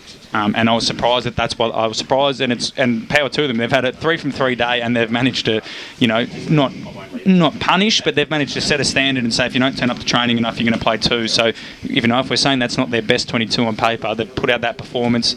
I agree on the Devils. The air after about the quarter time was a bit of it'll happen. You've got to make things happen. You do have to make things happen, especially in the conditions, as Lachlan pointed out, but also on a small ground in front of a vocal crowd and in a proper game. But I just didn't feel like I was waiting in that towards the end of the third quarter and the fourth quarter for something to happen, and there was unfortunately there just weren't enough soldiers for them today. I mean, Wong tried hard, Caney tried hard, but they didn't go as a unit. Yeah, and you just didn't feel. I mean, it was like Wong taking on the world effectively, because they just didn't have enough soldiers going with him. Yeah, agree. And but also, as we mentioned in the pre-game, they're going to take some time to gel. Wantirna South with so many new wins. Yeah. But one thing, Mitcham now, in terms of them staying up, Brash, that's an important win, because it's probably 4 points they didn't pencil in. They've probably only got, there've been no games they've penciled in being the side that's come up. So that's a bonus 4 points already they've got in terms of their campaign to stay up. As much as they say they'd love to play finals, I think priority number one will be staying in the division. That has to be that's got to be your priority when you do come up, because anything above knowing that you're staying up is a bonus. Absolutely. Well, it gets the monkey off the back early too, because if they got sort of 3 or 4 weeks in and they still hadn't had that first one, it's like, Mitcham's still striving for that first one, and it becomes a bit of a pressure, doesn't it? So to get it early, I mean, that's just it's a bit like an albatross around your neck. Exactly. Yeah. Yep. I just, I think it's really important too that, look, I think at the end of the day, it's 5 o'clock or near on 5 o'clock, and we've had our first round, and I would dare say there's a collective sigh of relief that we've got through our first round, and that everyone, and hopefully for a lot of clubs, they've come through pretty unscathed, so they can front up again and put on another show for us next weekend. Just the other pleasing thing, sorry Matty, the other pleasing thing I thought about Mitcham too is because we stood here and we couldn't really come up with the best player from Mitcham, because it was a really collective effort, and the guys were, so that's also good thing for them because they played more of a team unit rather than having one or two standout players, which is always good. But playing as a team is obviously preferable. Absolutely. Before I leave you guys, of course, I'm going to have to run down and do my duties at the off-field duties that aren't fancy. Got to go celebrate some players of the day and some goals of the day and so on. Yep. Fantastic work, as you said, Brash. It's been great to be back on the air. It has been. Mitcham putting a good foot forward. The Devils, they'll definitely bounce back. We've got Steve White and Ryan Long hanging alongside, so they've obviously been down in the conditions. Yeah. I'm gonna duck out, and Steve's gonna take my headset. Ryan's gonna jump on, and we're gonna talk. These guys can give their view on the afternoon. Yeah, I think too. The other thing too, Brett. While Steve and Ryan join us, we were sitting up here like Wantirna South. We were waiting for them for it to happen. Yeah, it was like that, wasn't it? It was. We were sitting here waiting. Oh, they're going to come soon. They're going to start getting on a bit of a roll, but it never happened. Steve, what were you and Ryan's thoughts on the boundary line there? Did it look like that Wantirna South ever looked like they were going to get in the contest? Yeah, concur. I mean, we were sort of having a conversation about ourselves. It was really that they had those two last-ditch efforts, as we pointed out during the broadcast. But I think Neil Winterden's address at three-quarter time when I was in the huddle basically saying, Devils don't want it when it's on the ground. They didn't want it on the one-on-one contest. A couple of exceptions, Caney and Wong, I thought basically were in that second half, really all of the Devils' engine room, so to speak, and I think that was what decided. And they just sort of that thing, be it 18 months of senior footy, and I put the usual caveat on this that you don't really know until about week 6 before we get a feel for sides, and then you could probably extend it out to week 8 for the unprecedented COVID, but blah blah blah. In terms of this game, I think it was really, I think at half time, Mitcham, that's when the pendulum swung back the other way, and then the Devils really just didn't want the footy in that last quarter. Ryan, what were your thoughts on the game, my friend? Yeah, well, I thought that first quarter was probably it's almost the most disappointing thing for the Devils because they had so much of that ball. They locked it in their forward half. They can repeat forward 50 entries, but they weren't really doing anything to the scoreboard. And I noticed once Mitcham sort of took the lead, when I spoke to Steve, listening to him in the huddle at three-quarter time, one of the things he was mentioning was the hands on hips from his own players, the heads down, just noticing the sort of the attitude change in that third quarter where it almost looked like coming into that last quarter they had pretty much almost given up from an attitude point of view. But even when they did sort of have a couple of forward entries in that last quarter, it's still just, for the majority of that last second half, they did seem a bit tired, a bit flat. Maybe that's just because it is round one and there's been such a layoff from the game. But overall, it's just, it's probably a disappointing start for them. But you've got to give Mitcham credit too; they've been pretty good. I'll throw this question open to all of us here. After 18 months off with no local football, were you happy or were you surprised that the skill level was a little down? But not only that, but it still was a very competitive contest, right through the 4 quarters. That would have been a real pleasing thing for you all to view, would you think? Yeah, I mean, I'll tip in first. I wasn't sort of surprised that the skills would be rusty. A few practice matches. Speaking to some of the coaches prior to the season around the different divisions, they were all of the same opinion. Look, it's only 18 months without a proper hit out despite the practice matches. You don't know where you're going to be at. But look, having a look at the scores coming through across the ground seems to be a similar theme across the league, particularly South Belgrave and a couple of others. Plus, throw in the elements today. That wind was very strong, and I'm sure it would have been stronger out, Sylvan, South Belgrave area. Yeah. But no, look, I thought still, despite the layoff, some good footy. What do you reckon, Brett? Yeah, absolutely. I mean, we sat here during the first quarter and I sort of thought to myself, this is going to be a bit of an ordinary game because it wasn't great. But after quarter time, the skills improved and everything just sort of clicked. Yeah, there was a few skill errors, but I mean, that's going to happen in any game. Whether you can get a game played in 4 months where that's going to happen. Some conditions as well. But I think all in all, it was there were some really good patches and some really nice, a few things that didn't quite work for either side, which they'll go back to work on. But there was some really good footy played out there today. Ryan, what were your first impressions of watching Division 1 football? Yeah, it's a bit of a step up. I thought the skill level, I didn't think it was that poor, but it is expected with such a long time off from the game. And I think what we really wanted was a competitive match and a close match, and that's what we did get in the end. And it's probably unexpected. So overall, I think it was a pretty enjoyable game to watch. one of the things, Steve, that when we were doing our pre-match, we thought one of the big factors that Mitcham had on Wantirna South was the fact that Mitcham had an experienced settle side, albeit going up a division, where Wantirna South basically is nearly half to three quarters of a rebuilt, rebuilt side.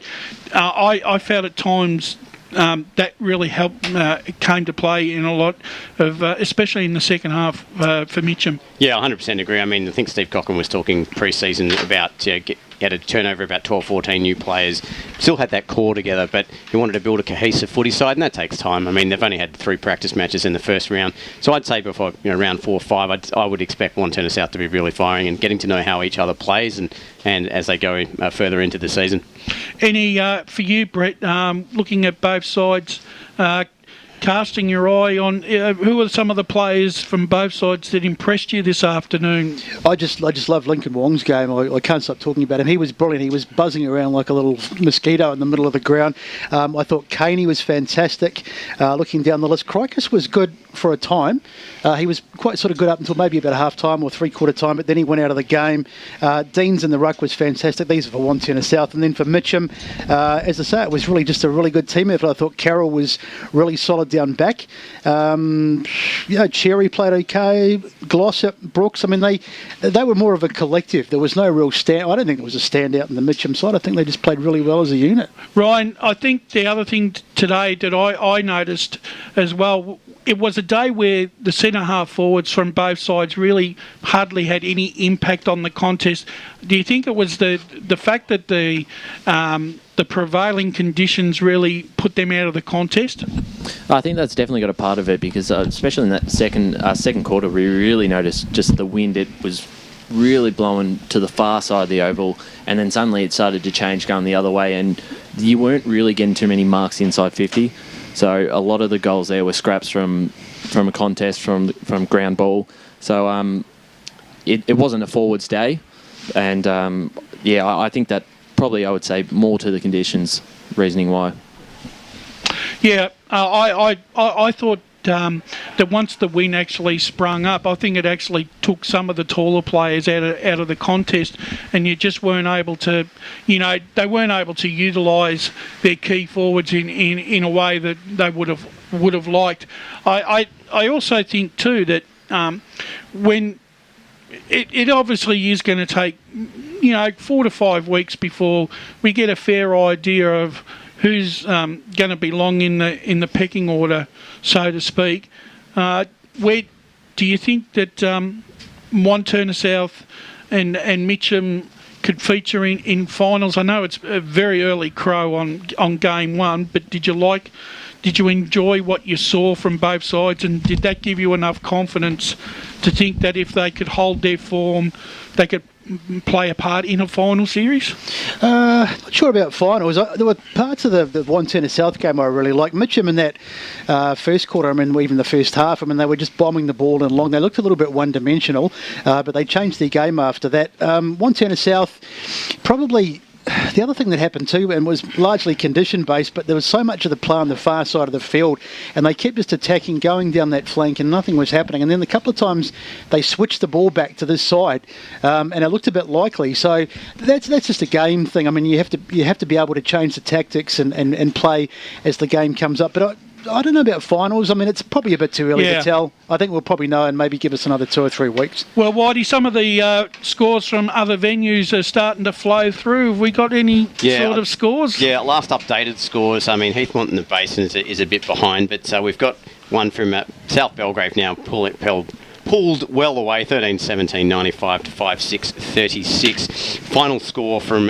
Ringwood and Templestowe. Ringwood 12-12, 84. Too good for Templestowe. Solid win to Baronia also, 11-13, 79, defeating Knox 4-7, 31. Standout performance from Juice Bolton, no doubt. And your love child. And final score, the Basin, I would say pulling off an upset there, 9-6-60, defeating Heathmont 5-8, 38. Yeah, big time. Yeah, that's a very good one. So yeah. Considering the Basin and Heathmont always have titanic struggles, there isn't never too much in between those two. Look, it's I just think that it's great to see EFNL football live and well again. It's been great as the team to get the team back together again. I know from personal experience it was a shame we didn't get started last year, and I've got to say it's been great fun being back with the team again today and having a lot of fun doing what we do best. Absolutely, Brash. It's been you don't realise how much you miss it until it's not there. But yeah, we're back now, and hopefully, if things go well and there's no more, no more disastrous happenings in the world, we'll get through the season. Well, I mean, look, it's onwards and upwards in the EFNL. We've got through our first round, and I believe we're making the big trek down to Berwick next week. The newcomers. These I'll be almost able to walk to the game next sorry, week. I just have to jump in. Special mention to Ryan on debut on boundary. Yes, absolutely. Great, well done, Ryan. Great job, guys. We're going to have a cut lunch. Had it all. We had the weather as well. So welcome. wait for round 8 out at Baronia in 8 degrees. Oh yeah, Tormore. Well, yes, we're travelling down the Princes Highway, and we're going to get our first look at the newcomers in Premier Division next week.